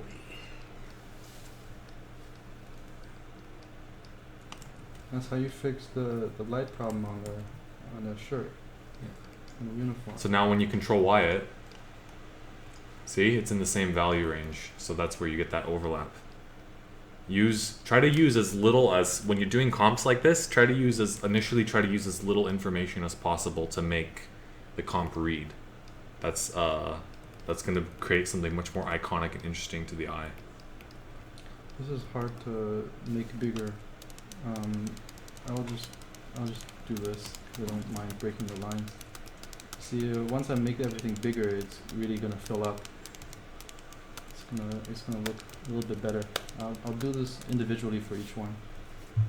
Come on.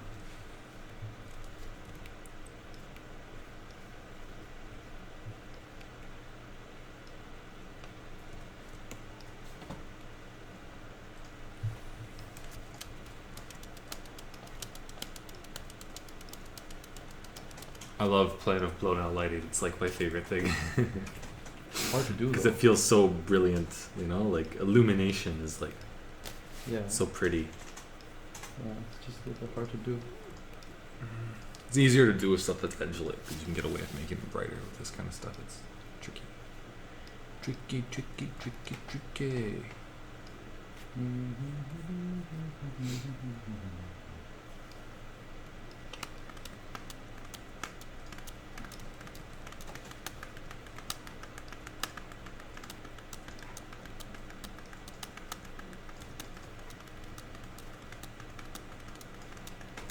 Because I'm making all the people larger, I'm gonna make the statue larger too, because it's kind of, otherwise it's a little bit fucked.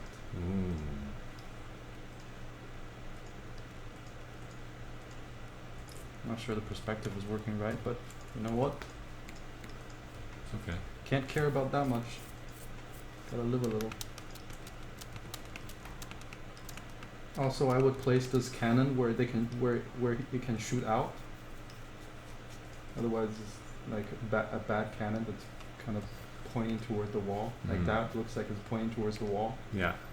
Even now it's a little bit, but Those guns are actually really big too. they Those look like artillery guns. yeah, they're huge. This gun should be fucking giant. But there are smaller versions, so I'd let that go. I think that's okay. I'm just thinking this looks like looks a bit like Battlefield 1. The more like Valkyria Chronicles or something.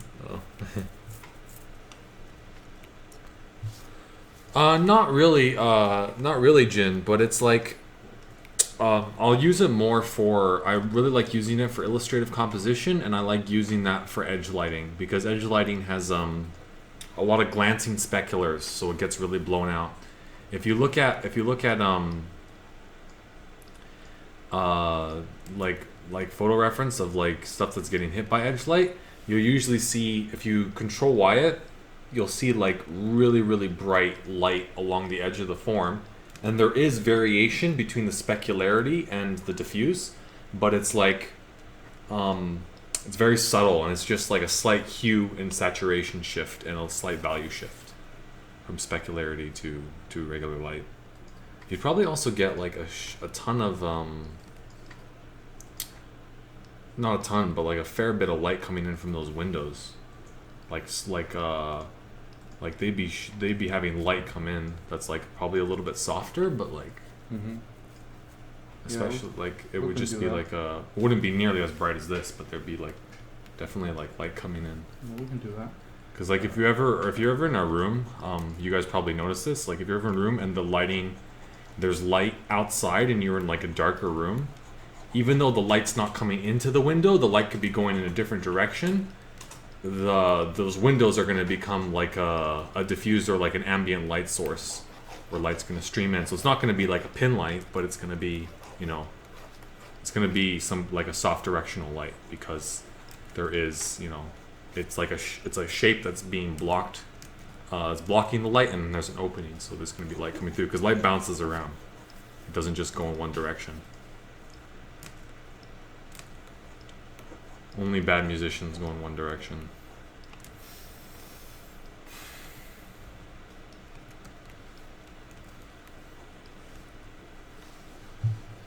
I'm gonna pretend I didn't hear anything.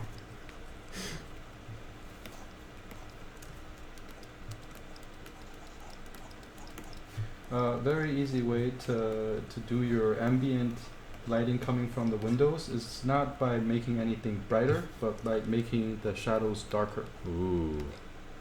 I'm gonna get rid of my... Because unless this area is being hit by your direct lighting, it's not gonna be bright at all. So I don't have a real need for subtle change in values within these bigger shapes, because maybe the light being blown out also Juicy. don't know what I'm trying to say, but I figure I'll show you.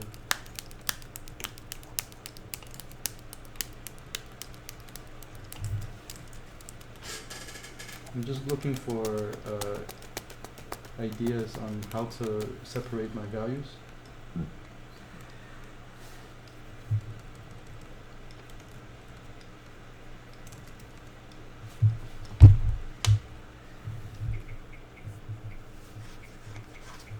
This face kind of looks like it could be brighter.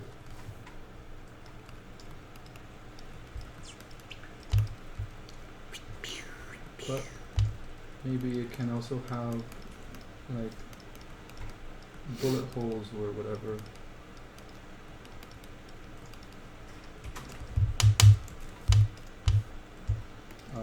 I really want the wall to be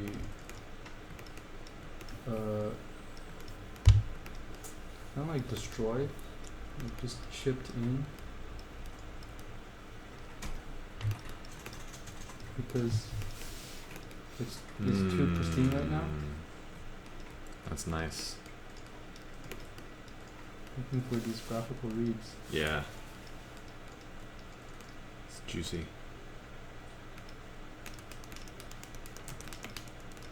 Even the bullet shells, the casings, needs to get bigger in order to be read correctly.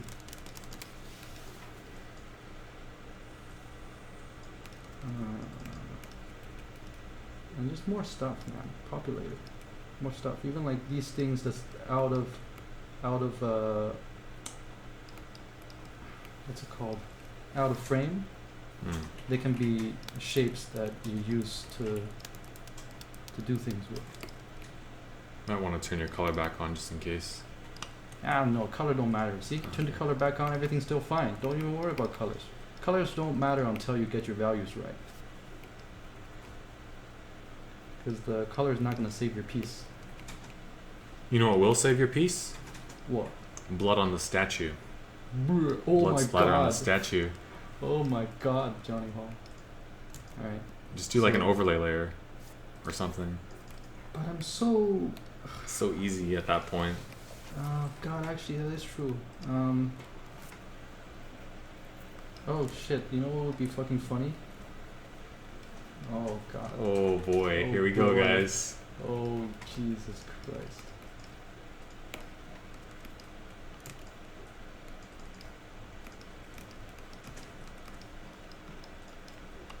Delicious. Hope you guys don't mind gore.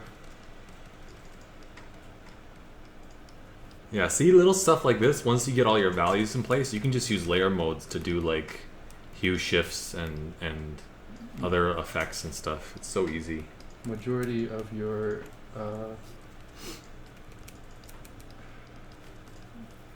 what's this called? Layer work. Fucking leading the eye there.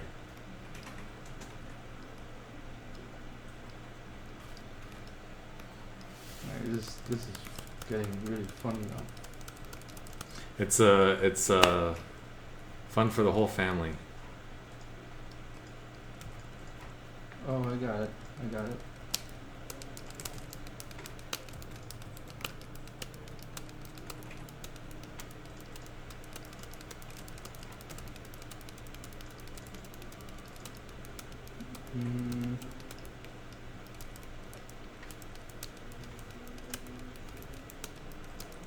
Because when people get shot and they like kind of do this, they'll if you have them lying in a pool of blood, they'll really have a lot of. It'll really. Jen says, I love how Frank suddenly perked up a ton after getting to paint blood. Yeah, I know. It's literally the funnest thing. Well, he added like a really nice color contrast too from all the blues. Dude, this is really just so fucking fun. What the fuck?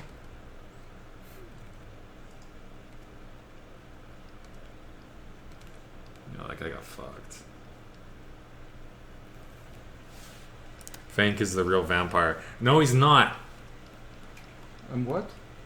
I'm the vampire. Yeah, you're the vampire. Yeah, see? Frank said it. Dude, it would be so awesome if there are handprints.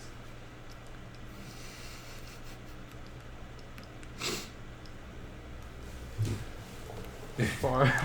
Okay. Far out, Far bro. out, bro. Far out. Oh.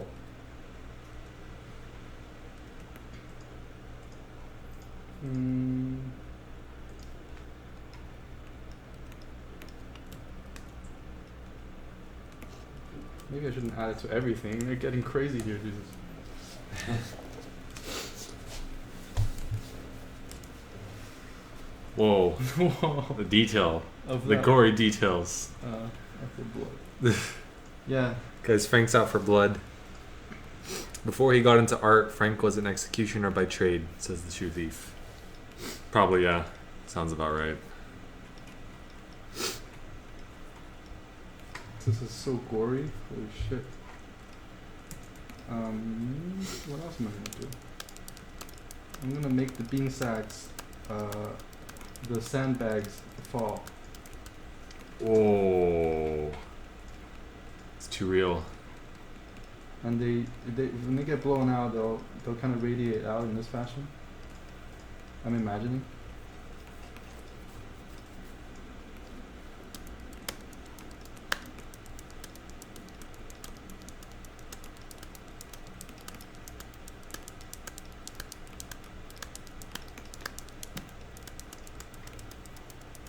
Johnny, I wonder what that guy's doing standing there though behind the statue.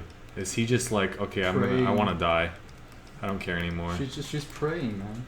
Oh, Like when you're in this kind of futile situation, you know, you kind of just like you kind of questions mankind and life. You kind of go like, why is this happening? hmm. What kind of God would allow for, you know, this to happen? And then you just submit. You're like, my life is like this now. Yeah. Like that. Of course not, Cruel Eyes.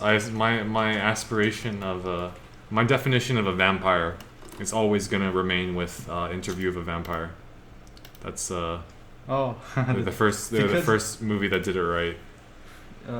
because they're dandies. Yeah. You just want to be a dandy.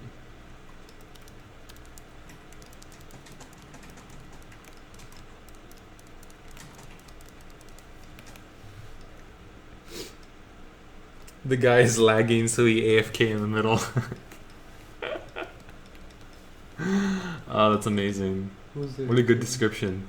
He's He's just lagging. It's just like, fuck. Oh, It's yeah, like, this dude, guy. fuck, get your shit together. This guy's lagging, man. This guy's lagging so hard.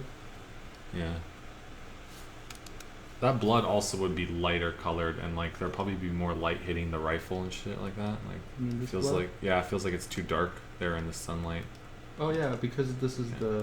the blood color in the light, Yeah. not that. Like this. Mm. Yeah, and that gun also is gonna be lighter. See, there's that bit of light on the gun barrel. That's probably gonna be the color. Yeah. Make it juicy. Good boy.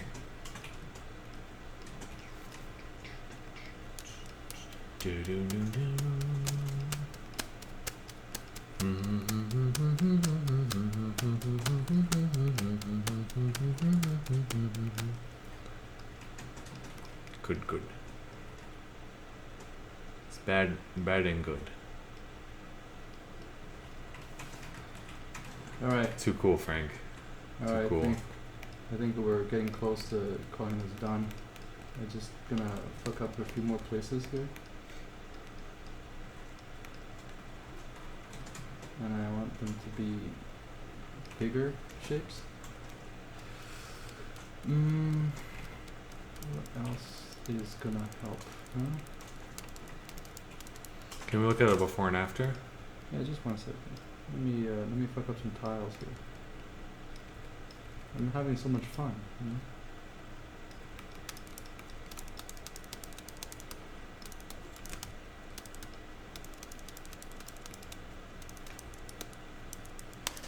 Okay, maybe, okay, just in terms of eye direction, I get part here. This is nice. There's the triangle of attention here. This is a little bit weaker. This line I actually don't like at all. Something that can break the line like this. Something breaking the line like this.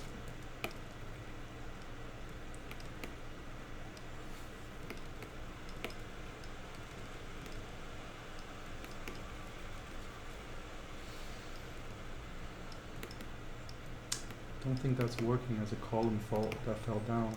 That's where did it fall down from? Yeah, there's nothing to fall down from. So that is not gonna work.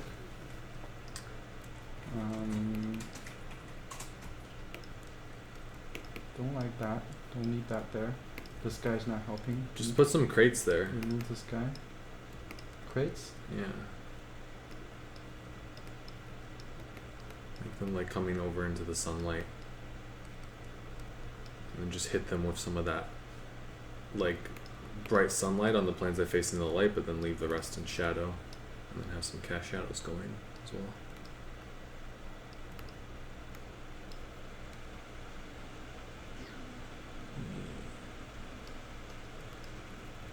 That's the way, I like it.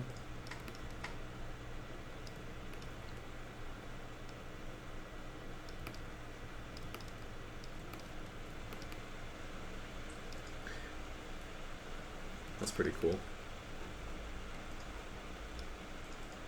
Just so that we have, just so we have more stuff in the painting that directs the eye. I think we're cursed, Frank. We've been sitting at 499 followers the whole stream. That's just so sad. Yeah. That's incredibly sad. Oh my god. I'm gonna quit stream. Yep. Hey, It's what's game over, What's guys. the point?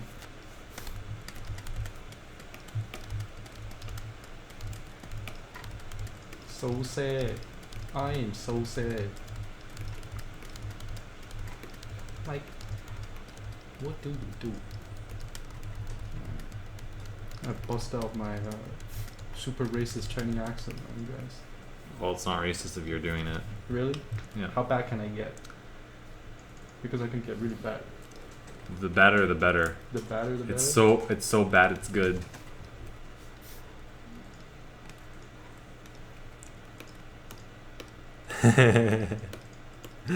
Number Talon says, "Be right back on following." You bad boy.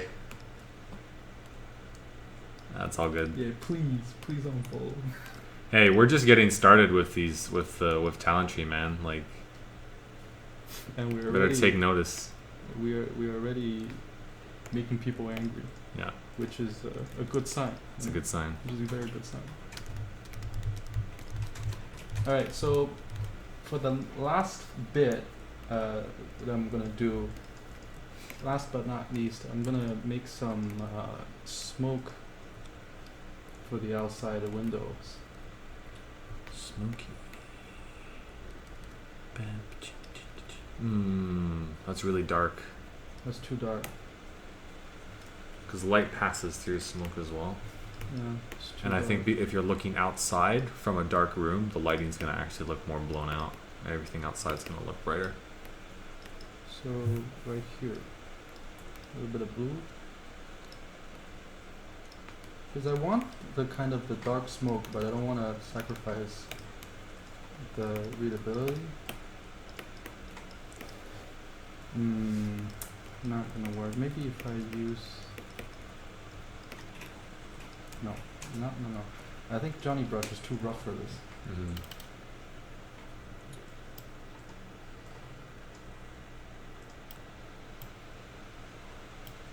That was sneaky. Johnny Brush might be too rough for this.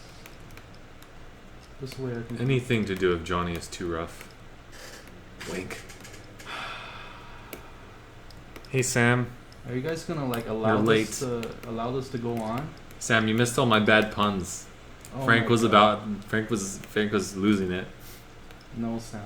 I'm glad you just joined us. So you don't have to listen to Johnny's bad puns. Yeah.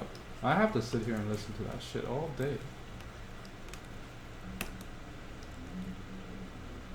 Nah, I ain't got nothing on this smoke outside. Don't think this is working. No, doesn't do anything. What if... This is a super ambitious piece though. Good job on getting it as far as you did, Jen. That sounds... Hey, this is Tuesday. You get to hear super condescending Johnny. And No, I'm saying kidding, like yeah, it's good. It's really good to be good. ambitious, It's but good. I love it. if you try to pull off stuff like this and you feel like you didn't exactly get it, don't feel bad because Johnny's painting- being well, condescending. paintings like this are like at any level it's a lot to bite off. Like I even myself, like I probably wouldn't attempt something like this. because I feel like it's just like. But the thing is, because the more you do it, the better you get. So it's actually really good to do stuff like this. Having like confidence is really big in this kind of Johnny's industry. what Johnny's really saying that is he doesn't think you're good enough to try this piece. No, That's really what he's saying. doesn't matter. It has nothing to do with it. Maybe I gotta tune down my rhetoric, but no, it's I have to say it's. I'm saying you did well. Yeah, this Jim. is a really good piece. I like this piece a lot. Please don't hate us.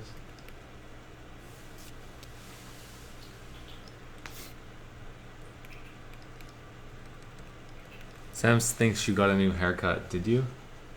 I don't think you got a haircut recently. Few weeks ago. Maybe? Yeah, that was before. Yeah, this grew out a little. My hair changed all the time. Like I'm the type that fell down on the. I fell asleep on the barber's chair, and whatever I come up with was like, oh my god, I gotta sport this for the next 2 months. Okay, too lazy to cut it again.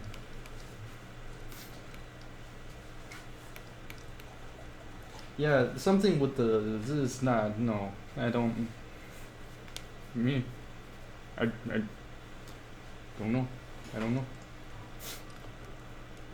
It's okay. Everything's gonna be okay, Frank. How do you paint this la? So bad. So bad boy. What you do la?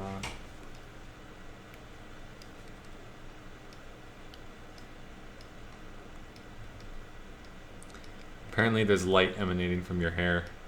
You're radiant. Oh yeah, that's the new halo. Yeah. Yeah, it's great. Frank's an angel. Fantastic. Frank can be your angel, and I'll be your devil. I planned for this, by the way. This is exactly how I want you guys to. You can get a mix of both on the stream, guys. Good and bad. We get to play. We're covering all your bases. Actually, these small shell casings are great for leading the eye. Also on breaking up the shape, breaking up the line. You notice that a lot of the work I was doing on this piece was breaking up the line. So let's do a before and after real quick. All right, so this is before, where it's pretty clean. Yeah. And did you use SketchUp to mock up this environment? Because it looks really good. Yeah. It's clean.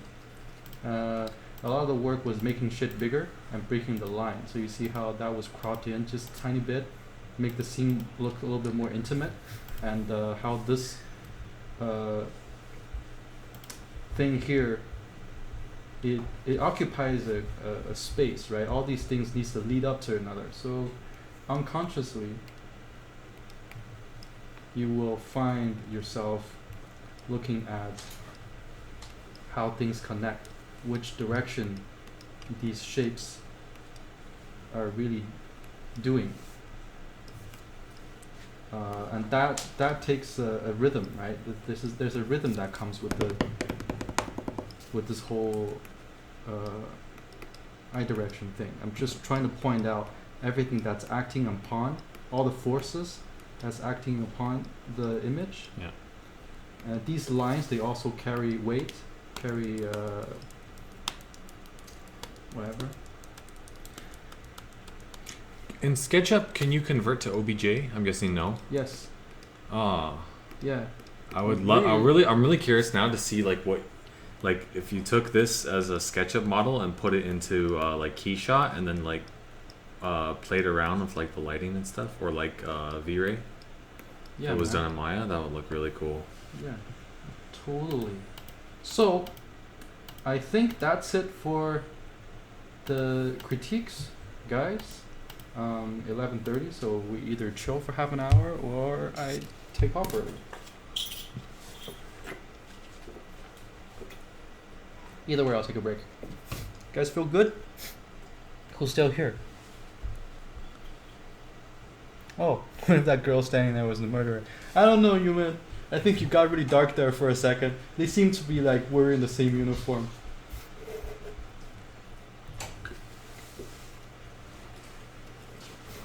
Adam's asking if you got time for one more, guys. I think we should give Frank a break because I think that was 3 today. Oh That's yeah, kind of a lot. And I did this thing, which is reconstructing Yeah. the process, which I should really take like 3 hours to do this one thing. Yeah. But if you divide up this tonight's stream, you get a few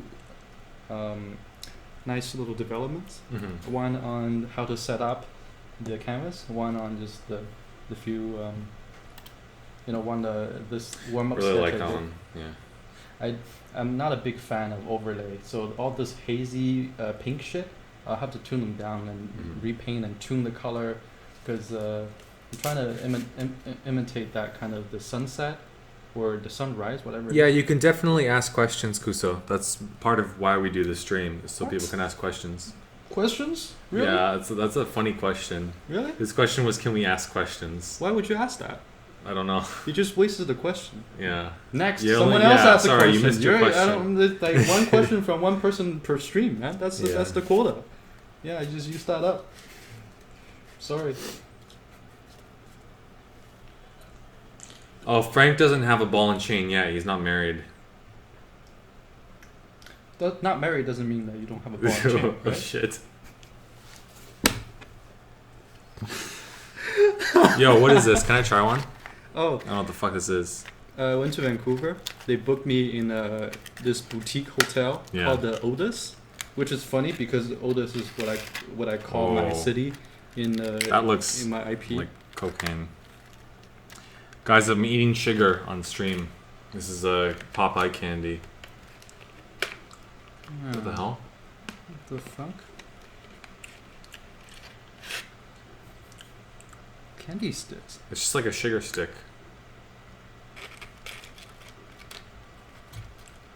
Oh, Fucking random. this was left on my bed when I got to the hotel. Like it's like a courtesy candy or something. I don't know why would they give you courtesy candy. Does boutique hotel always do that, or is it like a thing for Otis only? I'm not so sure. That's funny. What am I gonna talk about today? I want to talk about ego, but that seems like a really heavy topic that we need to like open up the Pandora's box. What kind of eagle? Like and- harpy eagle, and have- bald eagle, golden eagle? No, ego as in Oh, like self. ego. Okay. Yeah, ego as in like, does ego work for an artist, or does it hinder your progress, right? I think that's a topic that I want to really talk about, but maybe wait until next week, or wait until we can really open up the Pandora's box. Mm. But like recently I've just been taking more time. Like any time I can find outside of work, which is 13 hours, and life, I'm trying to figure out the mind. Like, what is the right mindset for doing this for long term? Because I got incredibly burnt out multiple times.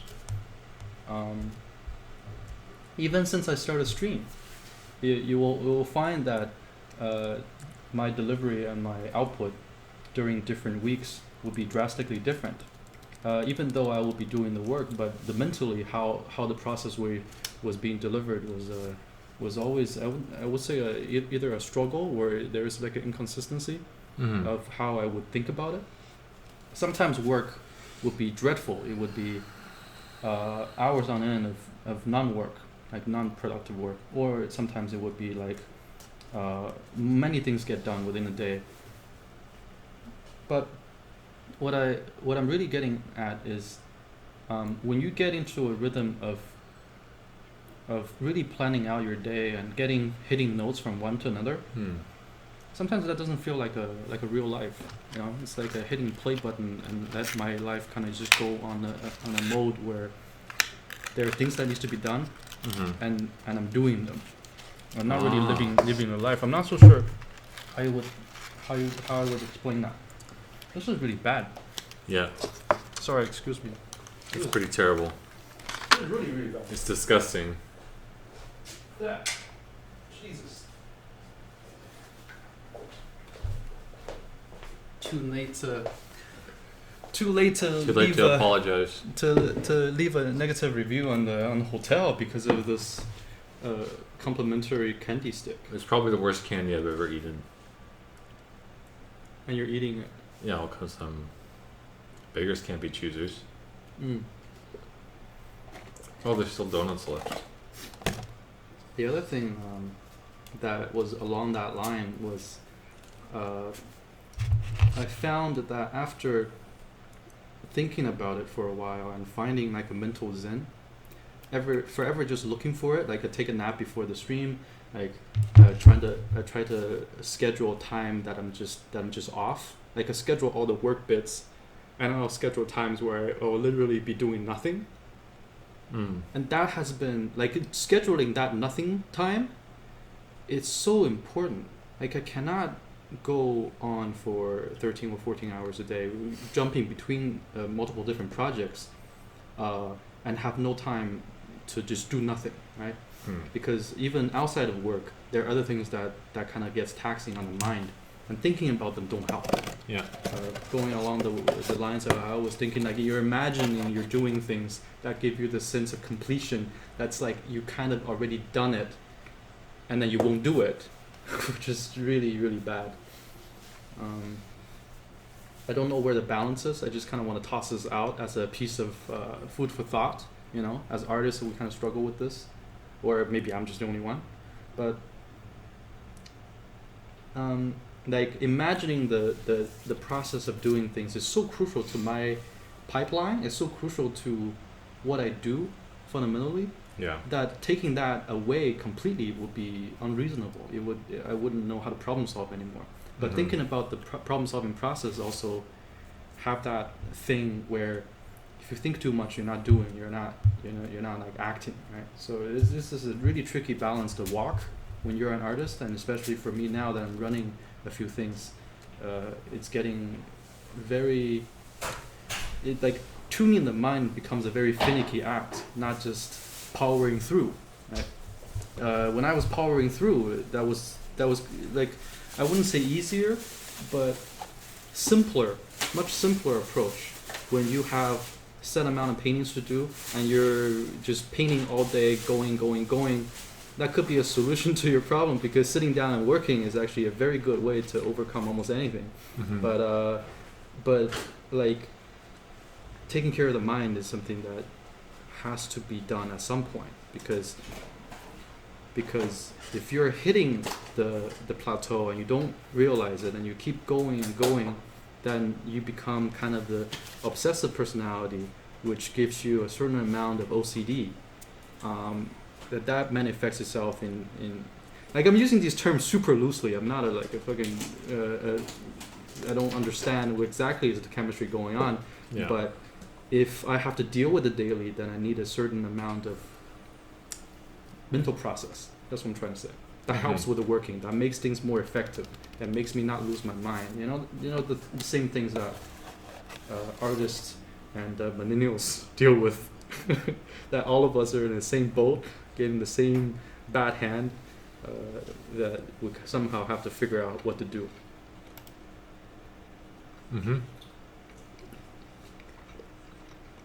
Which leads to the next discussion that I will have a little bit later. Is ego good or bad for an artist? Right? That's really a trick question.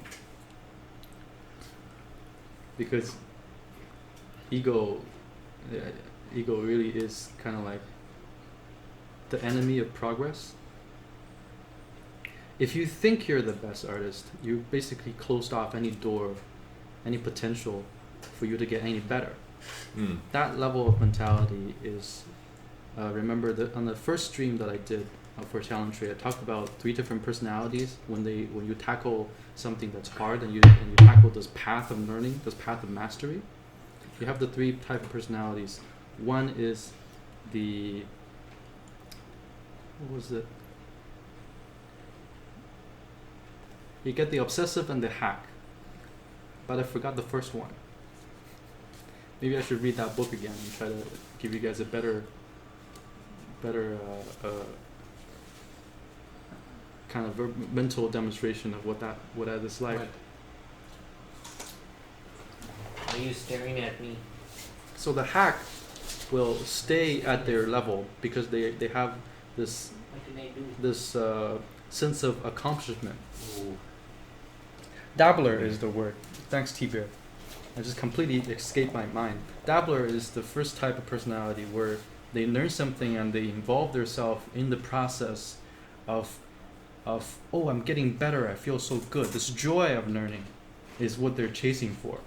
But when you go deeper into any kind of craft, the reward stop coming. You stop getting better for a while, and that's the plateau, and everybody hits it. Mhm. Everybody who's ever done anything difficult have hit the plateau.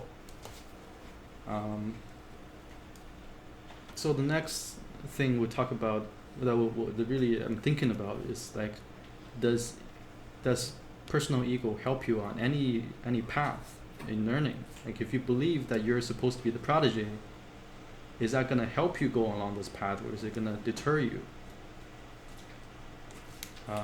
So I want to hear your thoughts. I want to hear how you think about it. Do you feel like you're egotistic, or do you feel like there are points in your life that you're a little bit more egotistic? Has it had any effect on your work, or has it not? That's kind of what I want to think about for a little bit, because it has a huge effect on your decision-making power.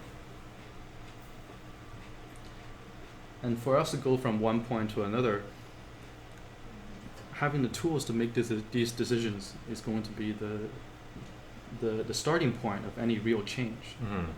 Like self-awareness to be the most important starting point, right? Yeah.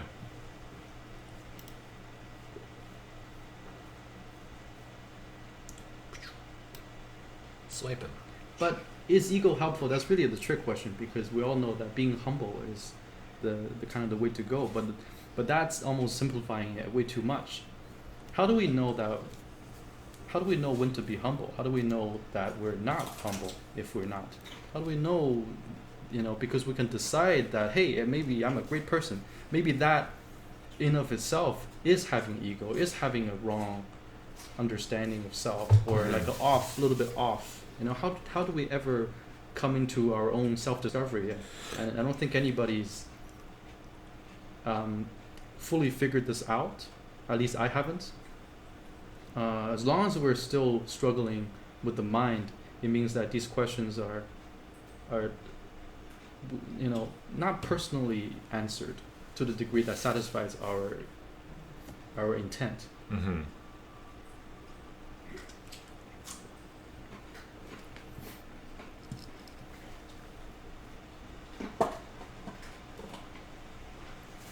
Ego also has its roles when you're the worst artist. If you don't have ego, you just move forward without preoccupation. When you tell yourself you're the worst.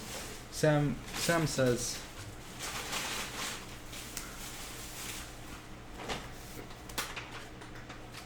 yeah, well, so there's two extremes, right? There's the ego, well, I'm the best, or there's the insecurities. I'm the worst. I can't ever get there. But you realize these are actually not on the opposite side of the spectrum, like we think it is. These are actually a fine line dividing them. I think these are very close. It's like a feedback loop. A person without mental zen will start to jump between the two, and to think that ego is helping that. Like if I believe that I'm a shit artist through and through, and then another day I'm in a good mood, I'm like, I'm the best fucking painter, I can do whatever these people do in half the time, and you start jumping between these two extremes, which really isn't extremes. It's just a point where you're far away from real zen. I don't even know how to describe zen, because I don't really have it for a long period of time. Kind of like your I know how to zen. You have to say a very specific mantra to yourself not every day. not a mantra, like You have to you're not worried, right? You Like don't you're know another mantra. like you're free from. Fine. I know mantra. No, I know. I was gonna tell you what the mantra was, but What it's was okay. the mantra? It's okay. No, tell us. The joke's past. Tell us. If it was a pun, I'm gonna punish you. It wasn't a pun. I was just gonna. Anyways, What is this? we lost the momentum. Let's move on. fuck.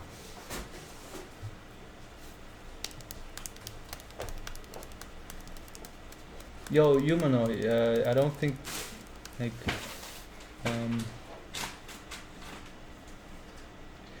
yeah, Yumano, would you describe, that's exactly what art is, you know? Yumano says, I have very little confidence in my art, no matter how much I improve.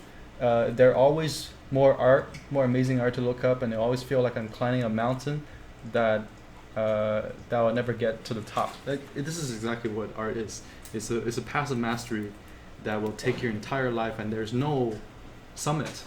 Like every time you get to a plateau, you'll know and expect that there's going to be another hill, another elevation after a certain amount of time, certain days, weeks, years of traveling, walking through sand just to get to that one point. Is it really worth it, right? Like, I mean, are we on this path to get to the summit, or are we on this path to be on the path? Yeah. Right? If we think that maybe someday I'll get so good, I'll get good enough that I'm the best artist in the world, then isn't that a sense of ego? It's like I want the accomplishment. Yeah. I want to feel that level of accomplishment. Or, you know what I mean? Yeah. But that I would say that's a summit. That would be like a climax in life. It's like you got to this point where you're the best now. But how do you know?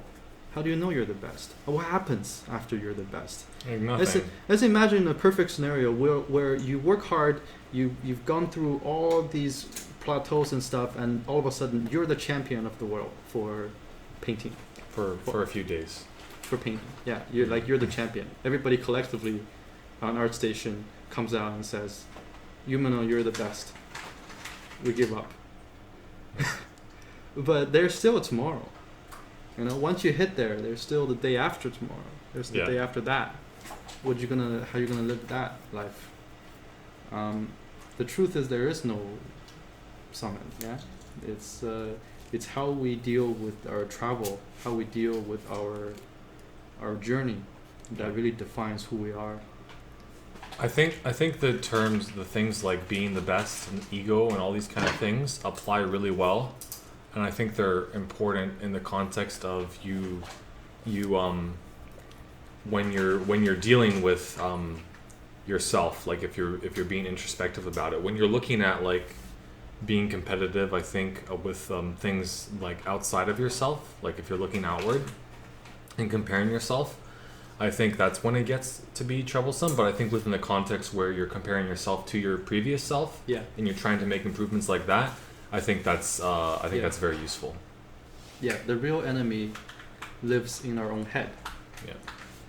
Because if we can master our mentality to not seek reward, but to just calmly carry on.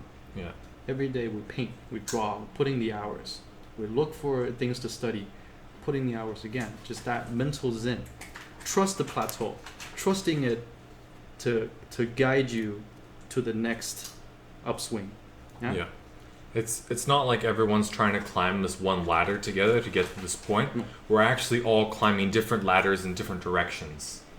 Yeah. Right? It's like it kind of works the same way as like trying to compete and to get demoralized by looking at other artists. Oh, how great they are as artists! It's a counterproductive cycle for you, because you're not competing with them at all on anything. mm-hmm. You know, you're not even competing with them on like art jobs. To look at other artists as competition is a very lonely way to go about your journey. Yeah. You'll maybe get better faster, or you maybe paint more with more vigor, but at the end of the day, you'll have less enjoyment and less fun doing art. And I think we all need to have a little bit of fun here and there, and staying humble is the best way to do that. Yeah. Is that just don't take this journey too seriously. We're here to make a little bit of fun with art. Yeah. In this whole world where everything is mostly bullshit work. Yeah. You know. Yeah, we don't do this stuff like the client work and all the studies and all these things because we enjoy it. You're not supposed to enjoy it. We're doing these kind of things because, first of all, like doing the client work keeps us afloat, but we learn things from it, from our the things we do for work, to then carry over those lessons into things that we want to do for ourselves eventually. So it's like I guess it's kind of like the work hard, party hard mentality. Like you gotta keep your head down for a while before you can like start to like really reap benefits. Gotta plant them seeds, Frank. The seats. Yeah, plant the seeds. Seats of what? I don't know. Little Franks everywhere. Little Franks. Your best painter yet? Franklets. Forget it. You had kids, they'd be Franklets. Don't even go there. I can't even like take care of myself. Yeah. That's why patience is so important, because all this shit takes so long. I think patience and being humble kind of go hand in hand. Yeah. You just acknowledge that shit's gonna take longer. Yeah. You know, like you're not the most effective at this in the world, so Hey, Tudor. it's okay. It's completely okay to take some time.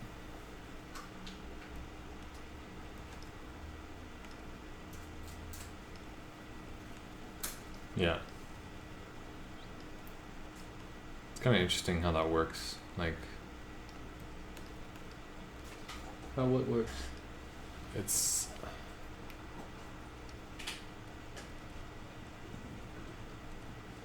I don't know.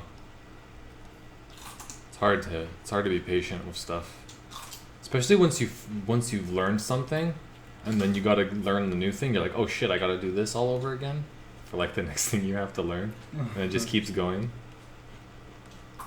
It's pretty cool how that works. Yeah, right. Like, but the moment you think you know enough and you're good, you can paint anything you want now. That's the moment you stop growing. Yeah. Because I have the point where I was doing TV show work religiously. Like it was giving me a good rate, so I was doing a lot of it because I need the money. But I stopped improving, right? Because I'm not really painting for painting anymore. I'm just doing these repeated tasks. That's not really like art, I have to say. Not really like art.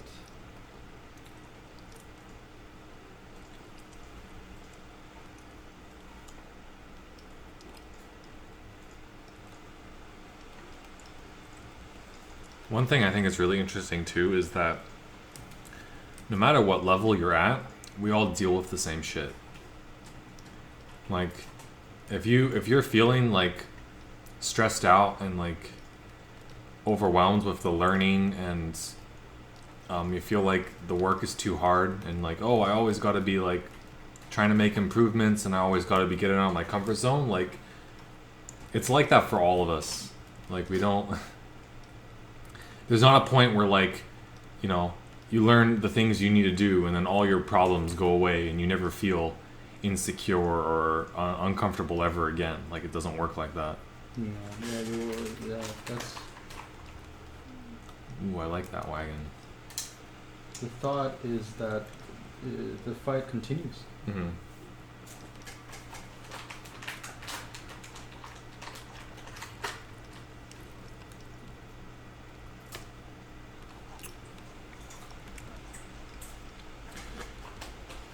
Yeah.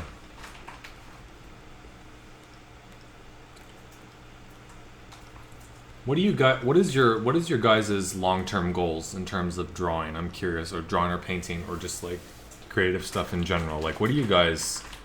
If any of you want to like, let us know what it is like you're shooting for, like long term. I'm just kind of curious. Long-term goal. I don't even have a long-term goal. Yeah. Well, I sort of do, but How long? 5 years? I'd say like 10 year. 10 years? Yeah. Nobody knows what's gonna happen 10 years. No, Don't even- you never don't know. even think about You that. never know, but like it's Like, here's the thing. I don't even think about what's gonna happen in 5 years. It's too long. Oh no, I'm not saying like is something you think about a lot. I'm saying like there's always been a point where you've thought that far ahead and been Right. like, if I ever, like very big goals, not like, oh, I want to be, Solve world able hunger. to well, not solve world hunger, but like, do you guys ever want to like develop your own IP into a game or a film, or do you want to be like, lead concept artist working on like AAA titles? Like, what's your thing? And it changes sometimes, right? For me, I feel like I thought about something that I really, really wanted to do, and then I've just been trying to go in that direction. But over time, like that dream or that goal kind of gets tweaked a little as I discover more about things, which I think is kind of cool. I don't think your dreams necessarily ever kind of stay the same. I think they evolve, and I think that's when I realized that your goals and dreams can actually evolve as you learn more about the world and you gain more experience. I thought that was the coolest shit ever. Like, It is. I don't know about you guys, but I was like, You're learning how the world works. yeah, Basically, look. It's way better to be realistic than it is to be a dreamer. Not in the sense that you shouldn't dream that you're able to get to your goals and stuff like that, but like being practical with your options. It's like the opposite of using dream and passion to pave your way for you, right? Like if you get really unrealistic with how the world works, like the world's not going to come and meet you. That's the main problem. Basically, it doesn't matter how good of an artist you think you are, yeah, right? The world has to react to this whole thing. You got to play the game just like everybody else. yeah. And learning how to play the game is going to be your biggest asset. The funny thing is though, that doesn't necessarily inhibit you from doing what you want. Oh, it doesn't. It actually empowers you. it empowers you.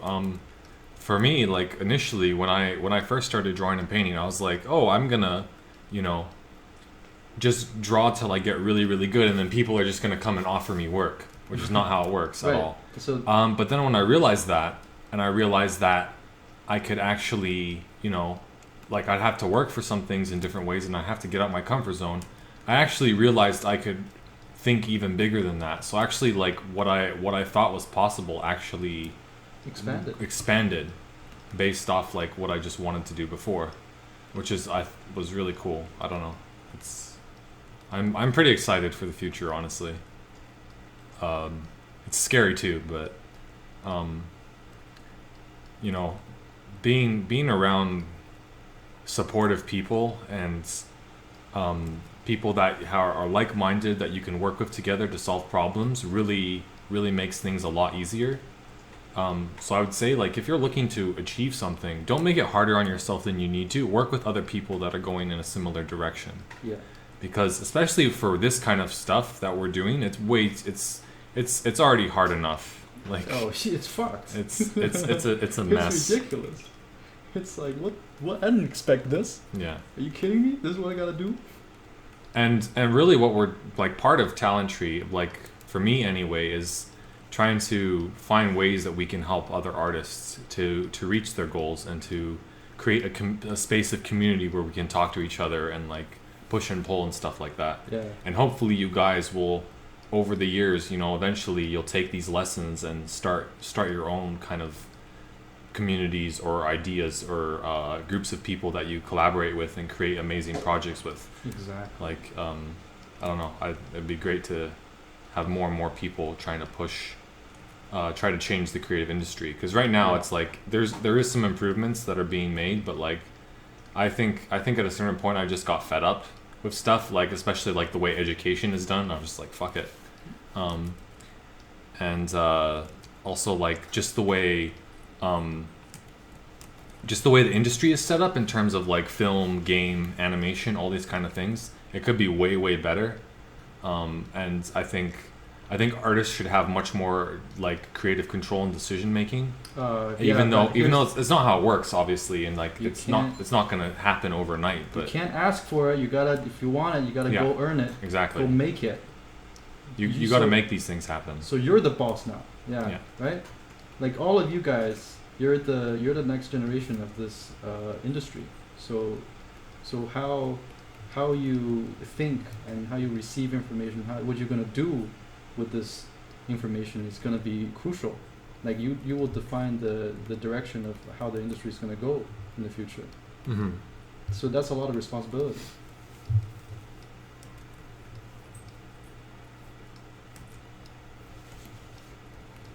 Like we're getting to like old farts level of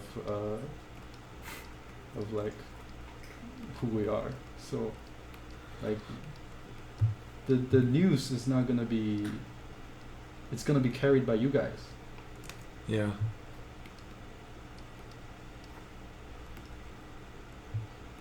That means you too, Johnny. So I want to see cool personal art. Yeah. Well, that's all I wanted to do, even from a very early age, was just do cool shit. And I realized if I wanted to do that as a living, I'd have to do a lot of things I don't like to get there. But Hey, here's the you thing. know, So, it's I was saying today that serving other people doesn't take away your dignity. yeah. It actually Well, like doesn't.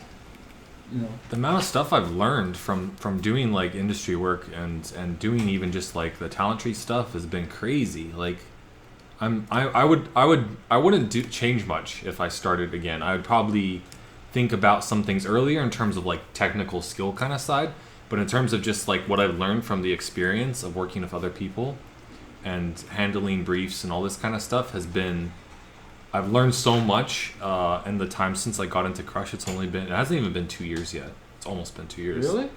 It's, Holy shit! You're so. it's been crazy. Like And you I started don't even know who I am anymore. And you started how? From the mentorship, right? Yeah, I started with the undergraduate. No, I'm not saying like I think I'm the shit or whatever, but Yo, Johnny's saying he's the shit. I think I struggle with a lot of stuff. But I think having confidence in your work and your workflow and being able to problem solve in a way that works for you is really important. So it's like this weird balance of like being humble and honest with yourself about like your weakness and taking criticism well and asking other people for help and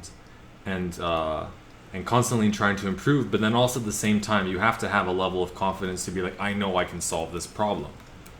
Because that's going to make you produce actually much better work. That's not confidence. That's Oh. know-how. Okay.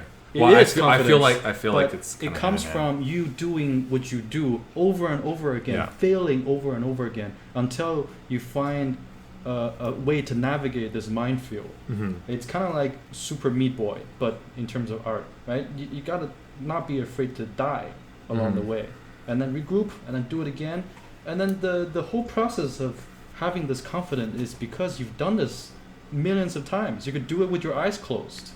That's not what passion can give you. Passion can't give you that. Practice can give you that. Yeah. Go fighting through mud and dirt and getting shit done, and delivering that time and time again on time will get you that confidence.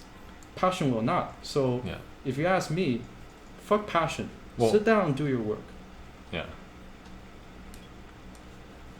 I feel like passion for me is like my fuel. Even though like it's kind of bullshit because it's mostly just like feelings and emotion and stupid shit like that. I feel like that's a lot of what drives me to do personal work. But there is also a lot of times where like client stuff comes in and I need to solve problems and I don't feel good about it, and then you just gotta do it anyway, even though you don't feel good about it. Yeah, that's right. But like your personal work should be like, the reason it's called personal work, right, is because it should be coming from a very personal place, and that's what you use to connect with other people. So in that sense, it kind of applies. But Yeah, okay. yeah, this is actually looking good. I really like the mood on this piece. Like I would love to live there. Yeah? It feels like really like relaxed and serene. like the warm lights, and you just walk through the streets. You know, stop at the pub, maybe have a nice glass of brandy. Walk out again. You know, sketch Yeah. some buildings. Well, it looks like too cold for that, but You will say that, but you don't know what happened here. oh, I don't know. I really like these kind of like cool color overcast kind of days, like fog or like just after the rain or something, or like when storm clouds are building up. It always makes me feel like there's a lot of energy in the air, but at the same time it feels like very peaceful. I don't know what it is. It's like this really weird feeling. Yeah, and also this is just like nice way to establish your values, so that when you go in and detail things, you have a base to work on. Because detailing part is the part that's to me I wouldn't say the easiest, but the most brain dead part. If you can solve your problem geometrically at first, detailing it out just takes time. And you know, if you want to make more detailed, put in more time. It's not the deciding factor of whether a painting is good or not. Detail doesn't save your painting, just like color doesn't save your values. The same fucking way, one step after another, you solve problems in a consistent and predictable way. That's what I want to leave the stream for you guys on. Be consistent, and be reasonable, and be thoughtful. And that's it for today. This is Tuesday. It's May 3rd now. It was May 2nd when we started. So I bid you guys a good night. And you know what? Before we end, I want to mention that the second semester talent tree classes are now online. If you go to talenttree.ca, you can start registering for your courses right away. We're not doing them online, but they're available to register online. Right. They're in class classes, but the registration are open now. That's what I'm saying. Yeah. Sorry, not to be confused with online classes. The classes are physically in Toronto. We're gonna start them the first week of June. So if you go to talenttree.ca, you can find the registration. Once there. we start to Once we start to promote these to the masses, seats are going to go fairly quickly. Actually, right now we already have like close to 10 people that already signed up. Yeah. So if you're a previous student and you email me, I'm going to reserve your seat. But if you're never taken a class before, I'm kind of just letting everyone know that that's live now. Yeah. That we actually made a partnership with the ArtStation guys to help us get the word out. Yeah. And I think ArtStation is basically the best platform for getting this done. Anyways, props to the guys over there on making contact, and so we can work together a little bit. But once they promote that, the seats are going to be going quickly. So if you guys want to think about what classes you want to take, remember we have 2 new classes starting June. One from Justin Chan, and I cannot begin to tell you how good Justin Chan is. It's just he's so fresh. It's like this design for animation, like this. His style is something I don't even want to attempt because I don't think like that. I just don't know how. And the other thing is Al is doing dynamic character illustration. Yeah, which is man, also Al's the shit. It is also a great class if you want to draw characters and learn dynamic lines and posing. And he has his own philosophy to walk you through. It's more like a mentorship. Just like if you've taken Johnny's class before, taking Al's class next, it's going to be so valuable. I cannot begin to tell you. Anyways, that's it for us. Yeah. And we're going to see you Thursday. Justin's coming in Thursday, right? We booked Justin on Thursday, so I think Justin's going to come in and talk to us. So if any of you guys are curious about taking his class, you can definitely ask him questions in the stream. Yeah. He's really good. I actually want to sit in on his stuff. We'll see. It's pretty cool. Yeah, cool. The class times we're still deciding. It's basically what's written on there until if we get some students that can't make it, then we will look for alternative times. But that is details to be worked out later. For now, just stay sane.